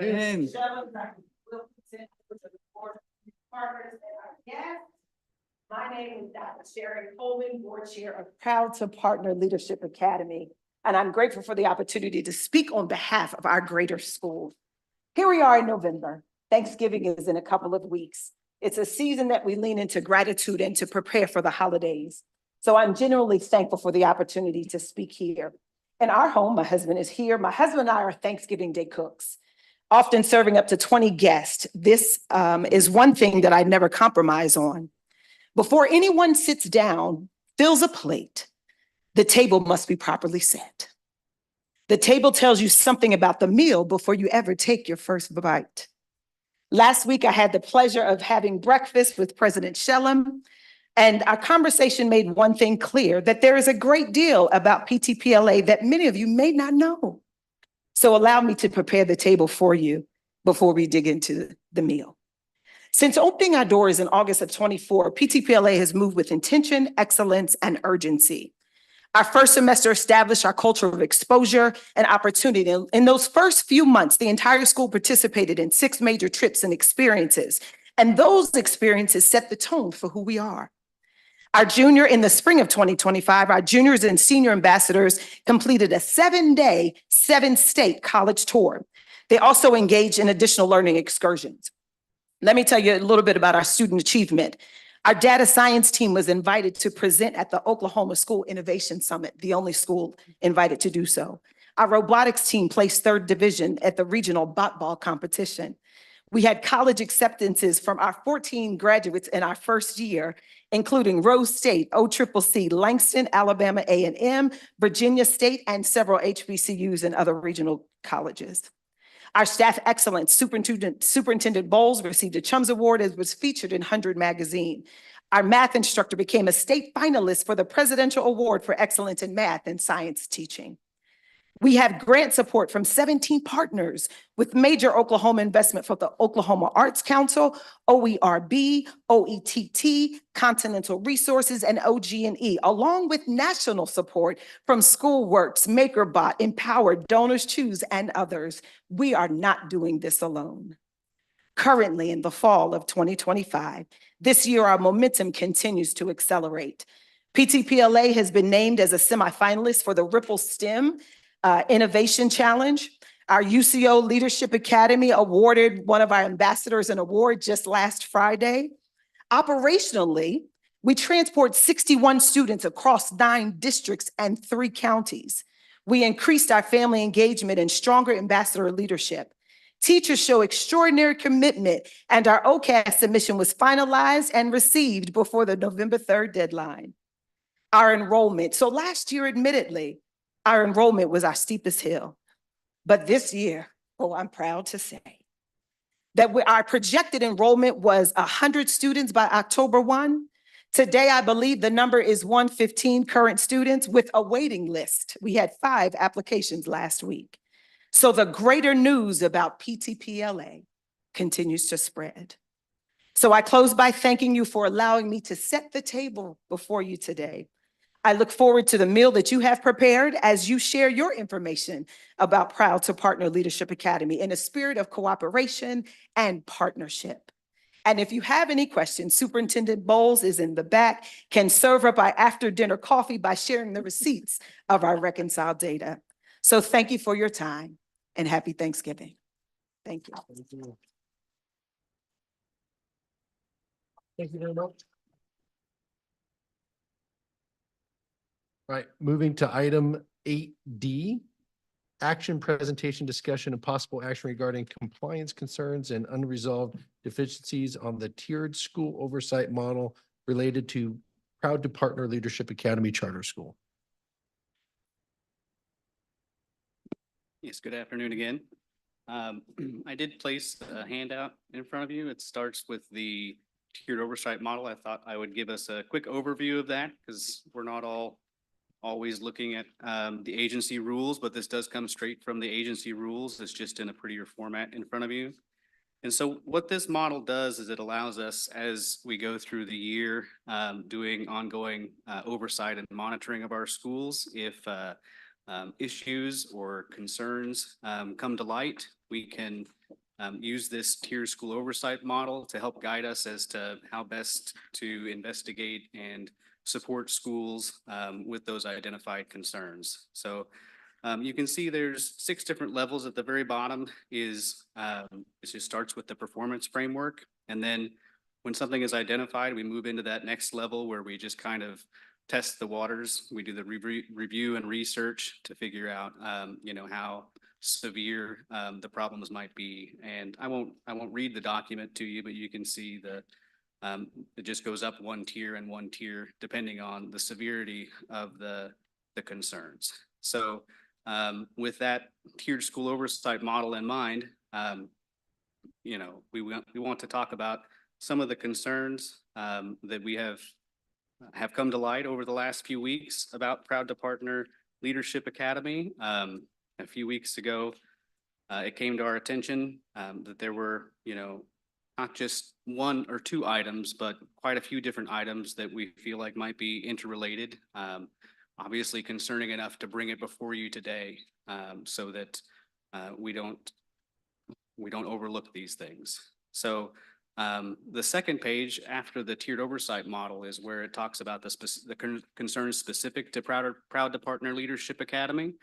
And this is not an exhaustive list, but these are the ones that we felt like were deep enough and concerning enough to bring to you today, to bring to your attention so that we can work out some sort of plan. So they fall into the 3 categories that you're familiar with: academic, financial, and organizational. So starting with the first concerns regarding academic compliance, the school had a reduction in force recently, a couple of months ago. Due to funding constraints, the school is down from being fully staffed at 10 employees to 3 employees: the superintendent, a teacher, and a counselor. The school leader states that the teachers that were let go are now volunteering their time at the school. However, agency staff on multiple visits did not observe consistency in instruction that matches this number of volunteers. Leadership does intend to hire back to full staff in January after the mid-year adjustment. Helps to improve their financial condition. From a human resources standpoint, this raises several questions about what employees are entitled to and whether they can be expected to fulfill duties as a volunteer, as well as they would if they were on payroll. School leadership was strongly encouraged to consult with legal counsel regarding this unique situation. There was another concern related to academic rigor and engagement. So the school's October 1 count was 100 students. They do have students that remain primarily off-site, doing their work online. Observations on multiple occasions place approximately 43 to 65 kids in the building at any given time. The 1 remaining teacher was seen engaged and teaching kids. However, there were other observations where a clear lack of student engagement and lack of rigor were occurring. There was a lot of sitting around and doing less than schoolwork. As far as online learning goes, approximately 20 to 30 students are participating in online only learning.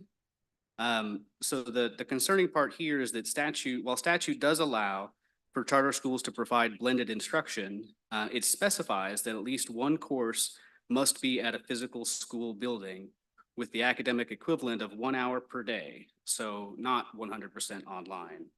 And this is further supported by the State Department of Education rules that students may take up to 5 hours of a 6-hour school day of online instruction per day. Moving on to the financial concerns. The school ended last year with a negative fund balance. That was confirmed by the State Department of Education. There were also some concerns that the school was using 1 fiscal year, the current fiscal year's revenues to pay expenditures in a prior fiscal year. That was confirmed to have happened, and they've been asked to stop, and I'm sure that they have stopped that practice, but nonetheless, the fact that it happened and it crosses multiple fiscal years is a concern.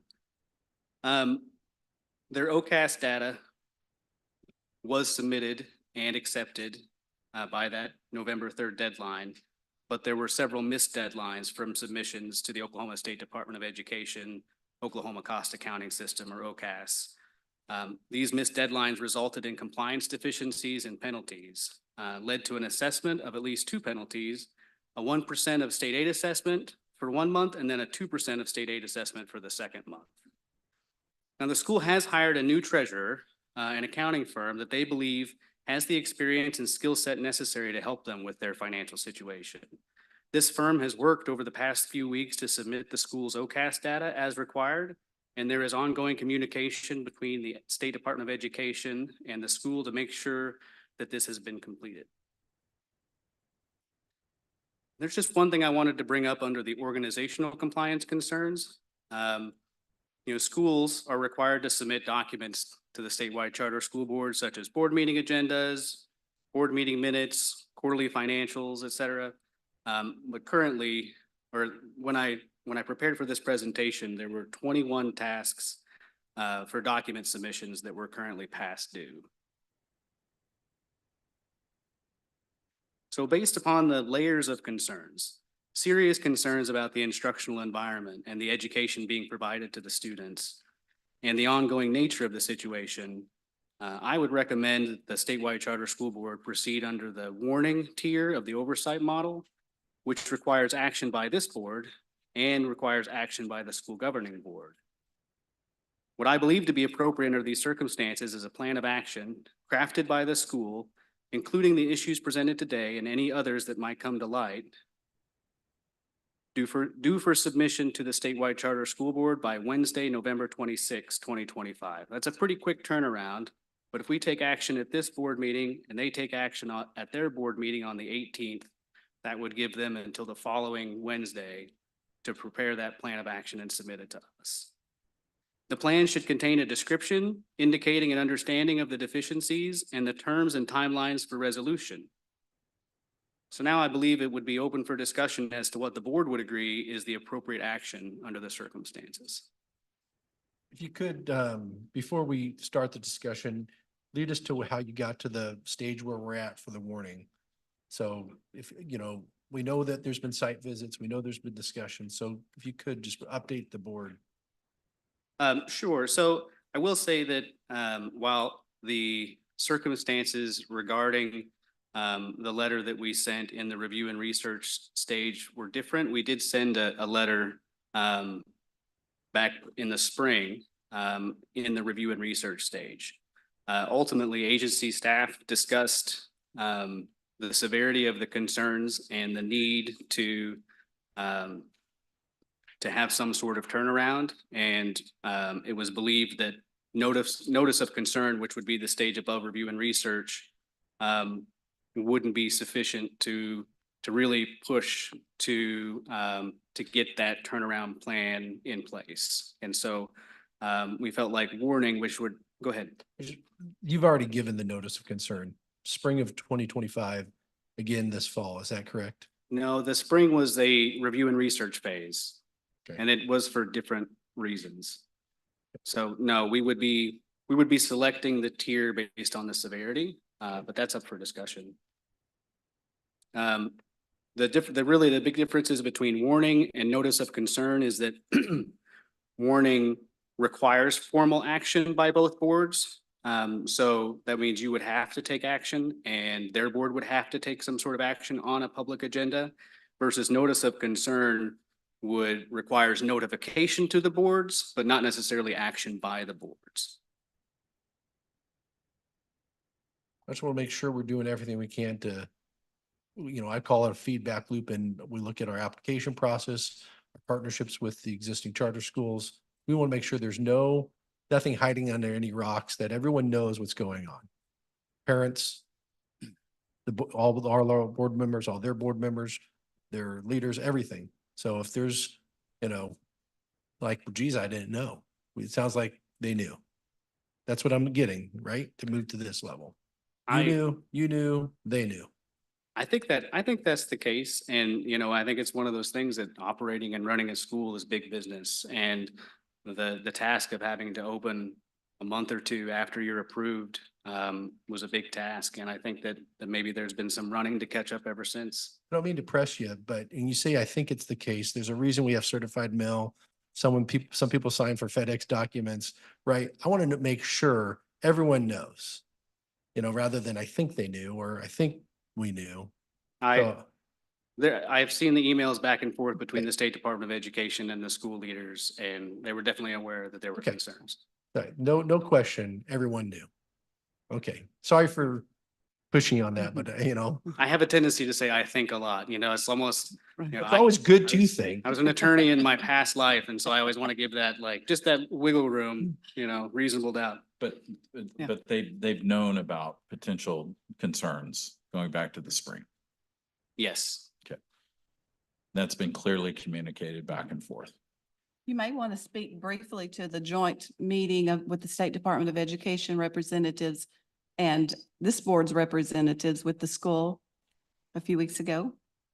Are you speaking about the fall accreditation visit? Yeah, we collaborated, and I've had some discussions with both the accreditation office at the State Department of Education as well as the Office of Finance, Accounting, and Audits. And in fact, as late as Thursday and Friday last week, I circled back to make sure that I was aware of where they were at. And I will say, you know, the school has been jumping through hoops to provide documentation to the State Department of Education.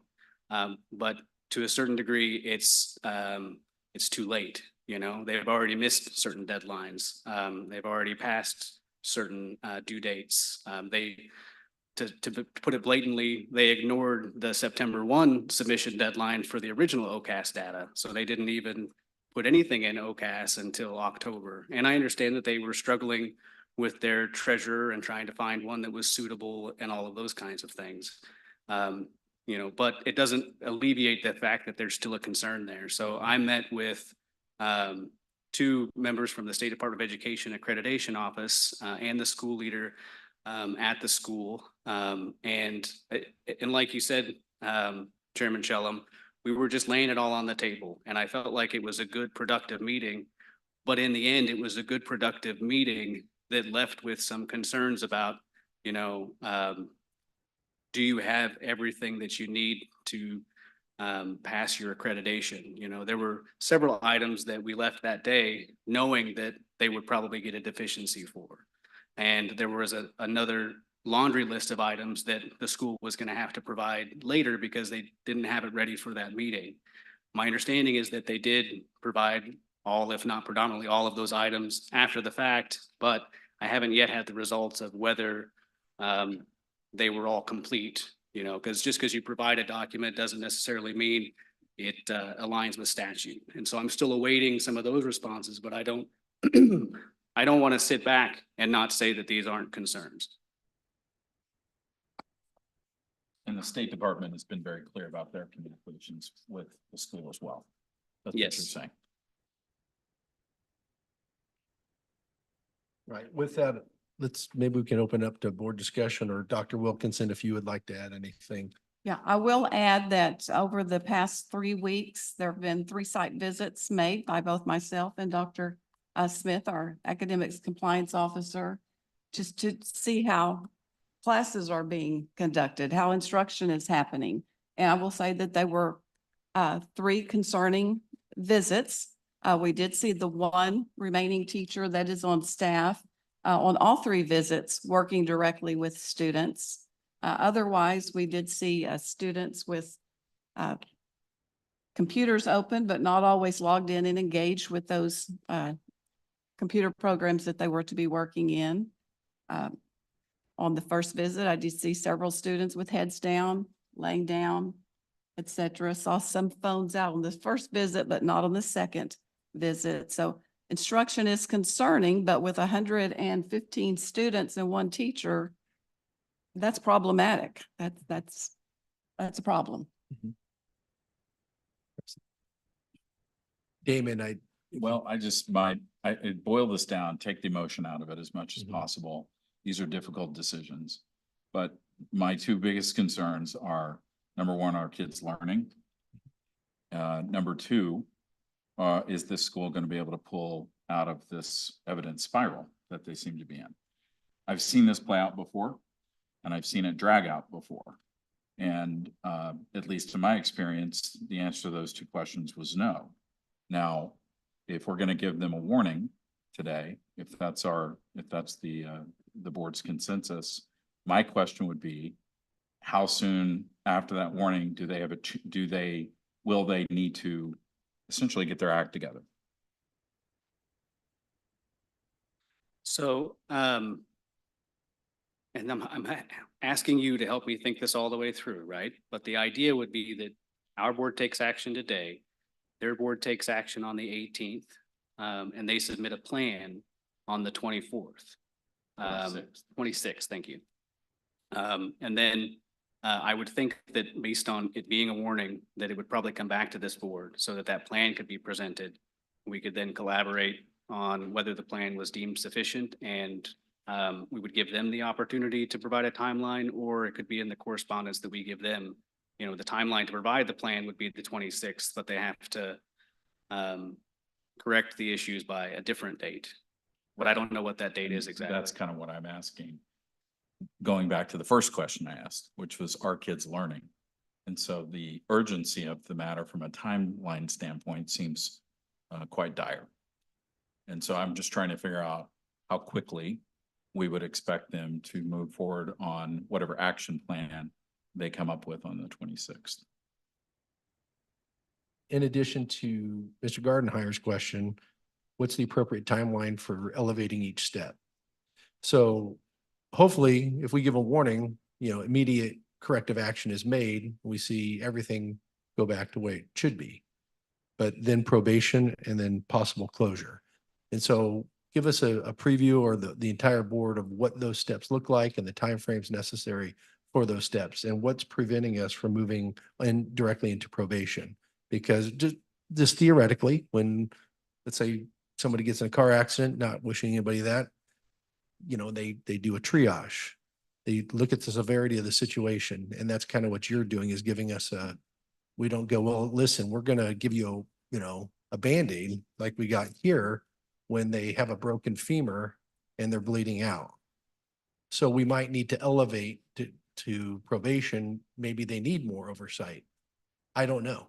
We're asking you, so give us that process and where that leads, because our primary concern, as Mr. Gardenhire said, is the students first. That's what I think why we all are here, is for the benefit of the kids.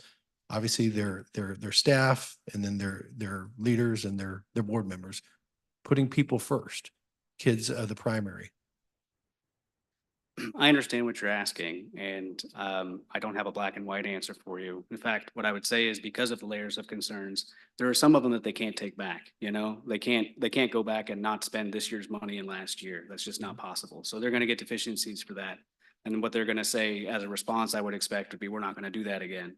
So what's really important are the student engagement pieces. Those are the things that could be rectified more quickly and probably need to be, while we can work with their financial team to make sure that they right the financial ship over time.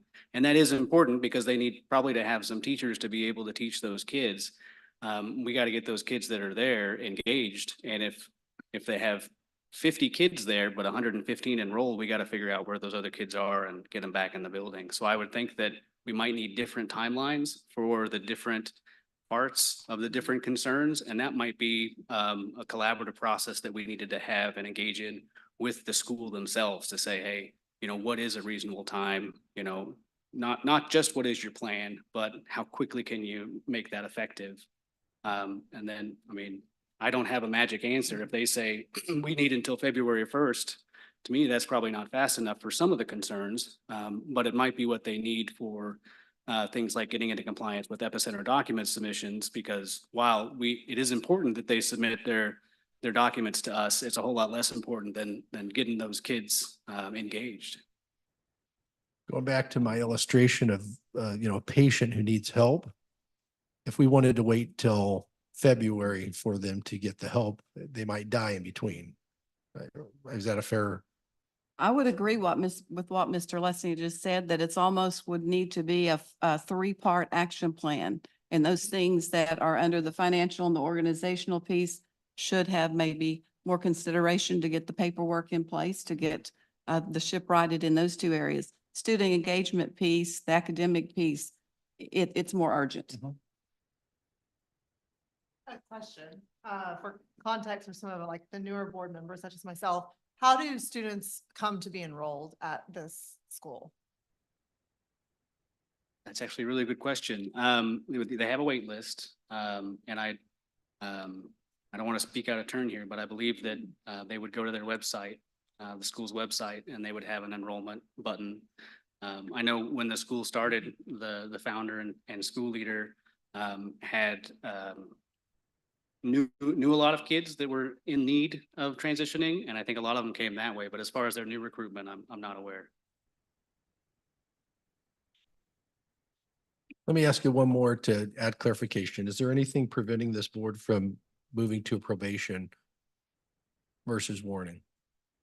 Not to my knowledge. My understanding is the tiered oversight model the tier can be selected based on the severity of the concern. Mr. Brian, Um, to continue with what Dr. Wilkinson was discussing, a three-tier approach. Our concern is the education of those children. And it's like medical triage. If the patient's not breathing, you've got to get them air. Yeah. And then if they're bleeding, then you got to stop the bleeding. So along those same lines, you've got to get teachers into those classrooms or that classroom, whatever the case may be. And you can't do that without money. So that, in my mind, the teachers in the classroom taking care of the children's education is number one priority. Number two is paperwork. Paperwork doesn't help children's education. It's just a data point is what that paperwork is. So in my mind, we need to do an approach with different timelines for that corrective action plan that we may request from them, whatever our decision is here today.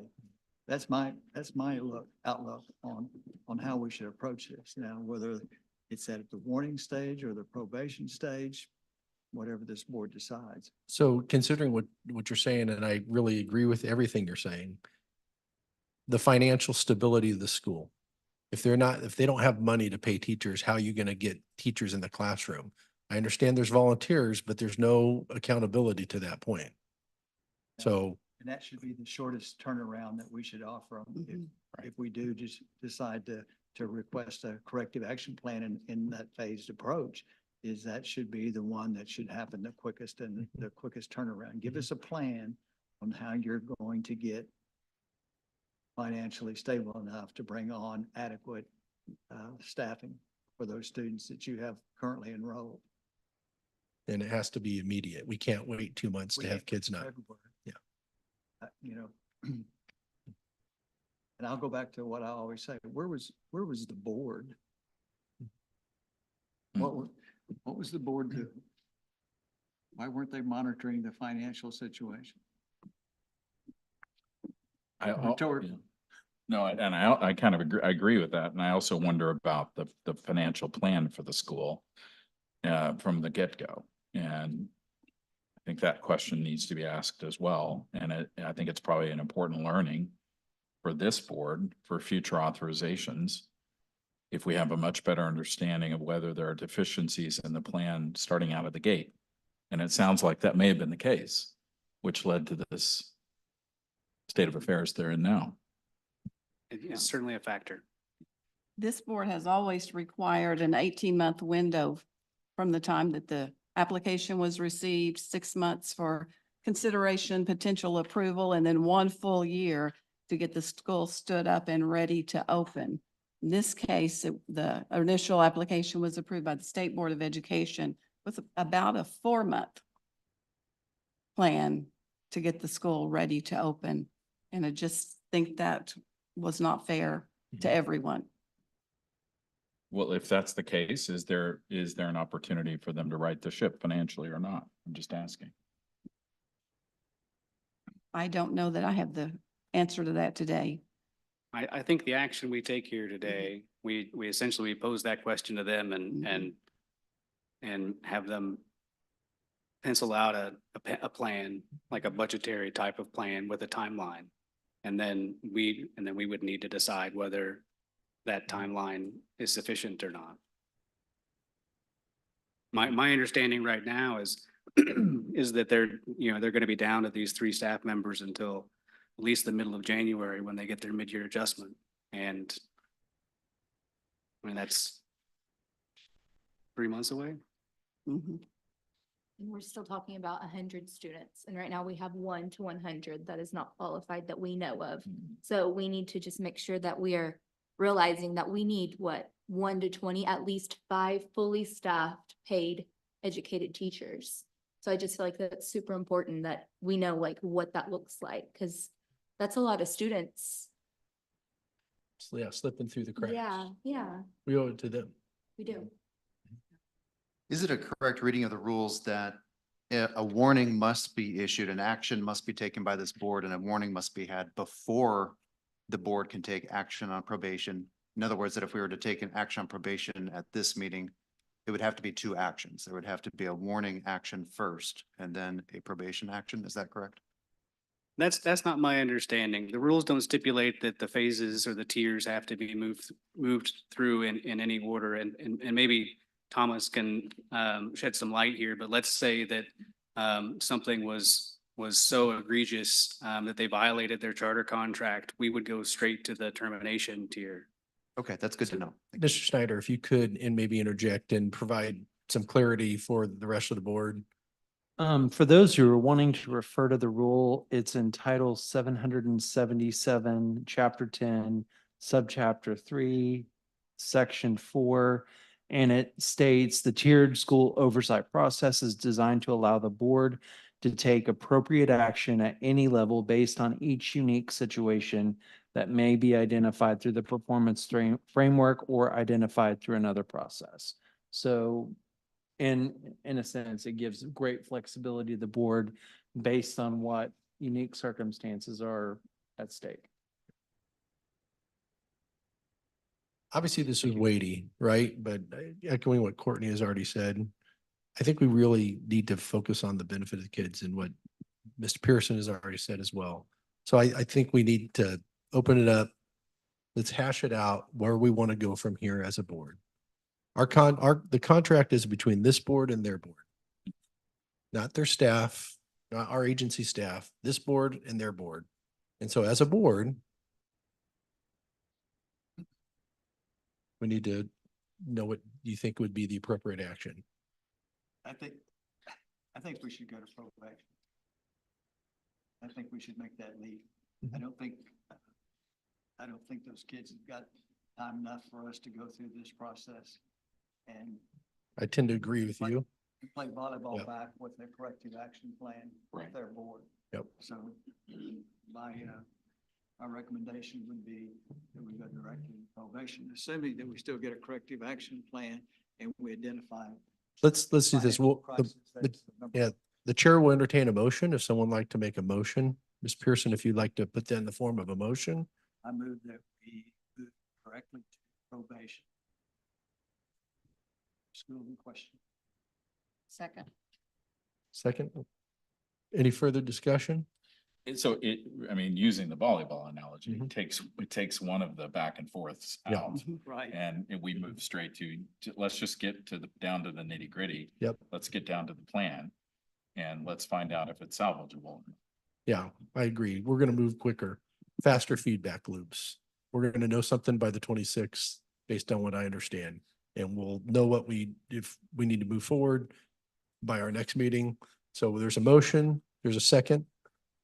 Further discussion, Mr. Schneider. I have a quick question. Is the probation as to all outstanding deficiencies or is it to the academic portion? Let's add some clarity to the motion then.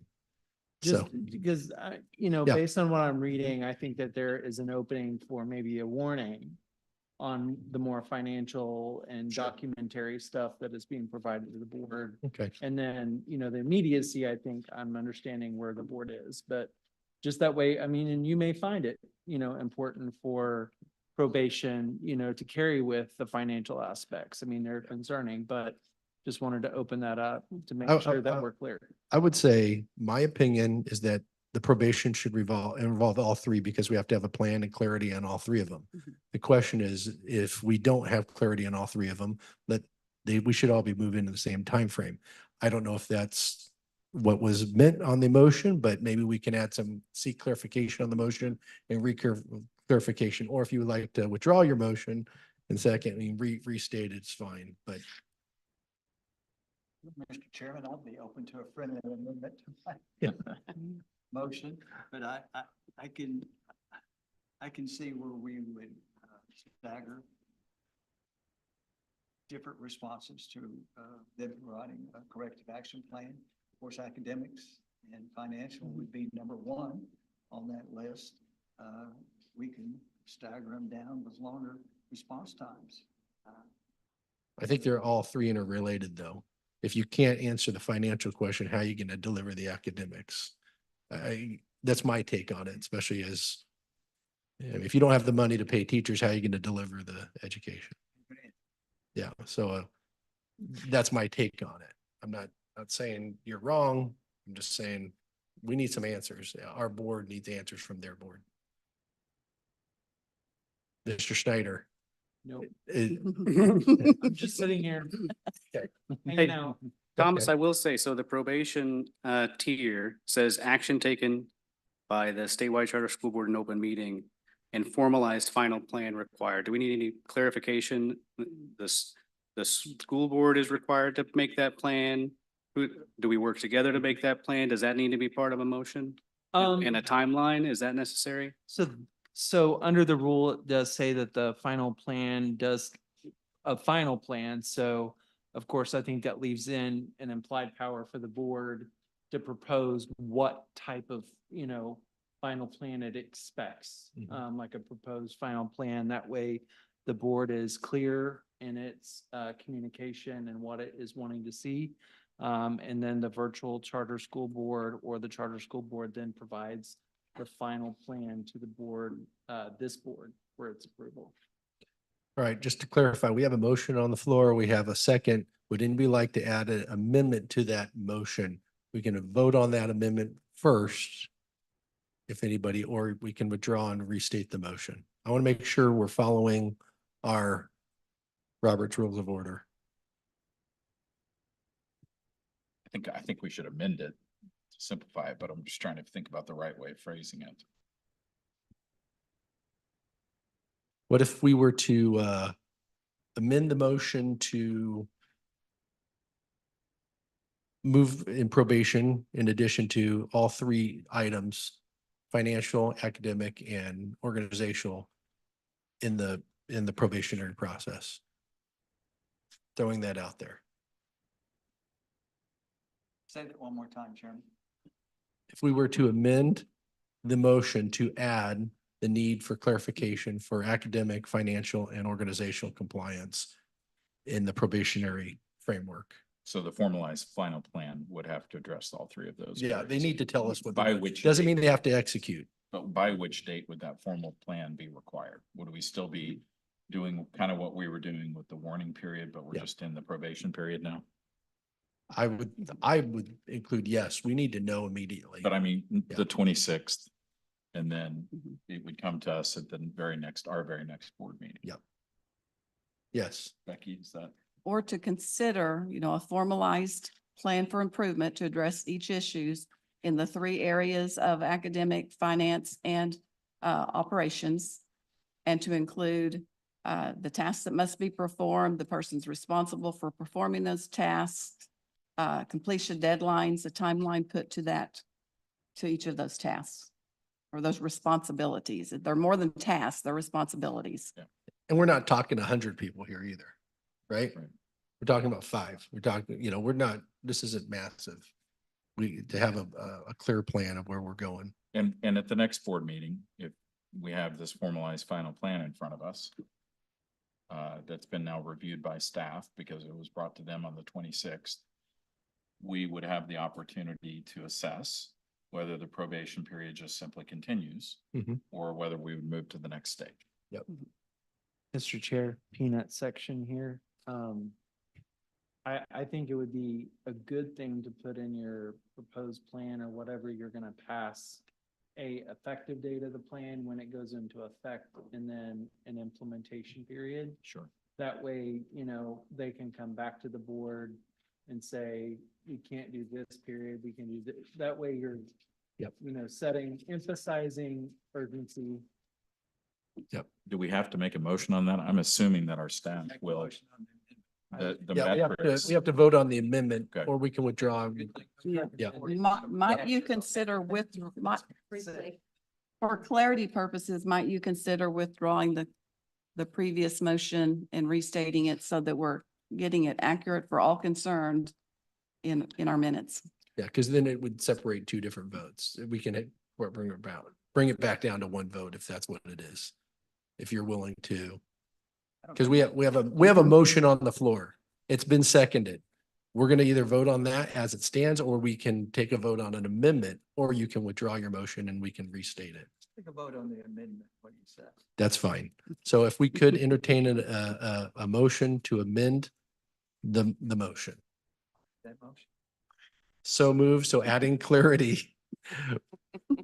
We need to amend the original motion to move towards probation in all three areas, academically, financial, and organizationally, and provide the time frame that, which is, Mr. Lusney, if you could give us those time frames again. So for the record. The plan would be required by November 26th, 2025. And the plan would need to provide an effective date of the plan and an implementation period of the plan. Correct. So we're going to add that to our motion or a amendment to our motion. So if somebody would like to. Second. No, I cannot make a motion. I thought you did. No, No, no.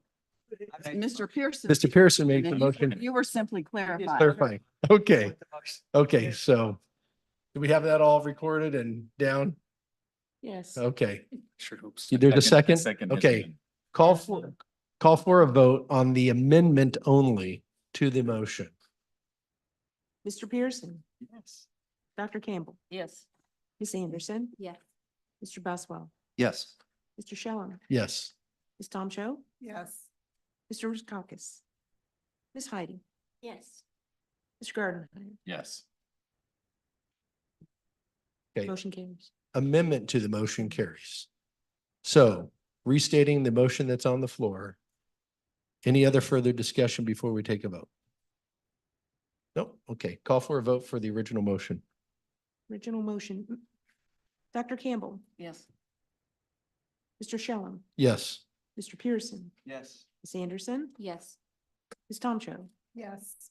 Mr. Buswell, Yes. Mr. Roskakis, Mr. Gardenhire, Yes. Ms. Heidi. Yes. Motion carries. Motion carries. Okay. PTPLA is now in probation in all three areas. Godspeed to our staff and to the school. We wish the best for every student there, the staff, the leadership, everybody. We want what's best for them. So, all right. Thank you. And from staff, just a final comment is, you know, this is a terrible situation to be in. Mhm. But whatever we have to do between our board and the school, we would hope that would happen to ensure that 105 kids, 110 kids maybe today are receiving an appropriate education. Absolutely. All right. Thank you, Mr. Lusnia. All right. Going back to item 3, I'm going to keep this real sweet. I just want to echo just saying, hey, it's Thanksgiving. Tomorrow is Veterans Day. Hopefully you can thank a veteran for some of our freedoms we have. And just wish everybody well on Thanksgiving and that we would be able to enjoy time with our family and friends. All right, moving to item 9, new business, any new business? There's not. None? All right. Consider a motion for item 10 adjournment. Pearson, Second. call for a vote. Ms. Heidi. Yes.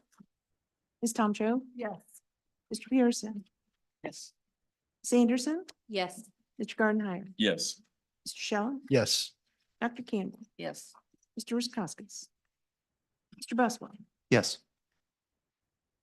adjourned 3:22. We are adjourned. Thank you, guys.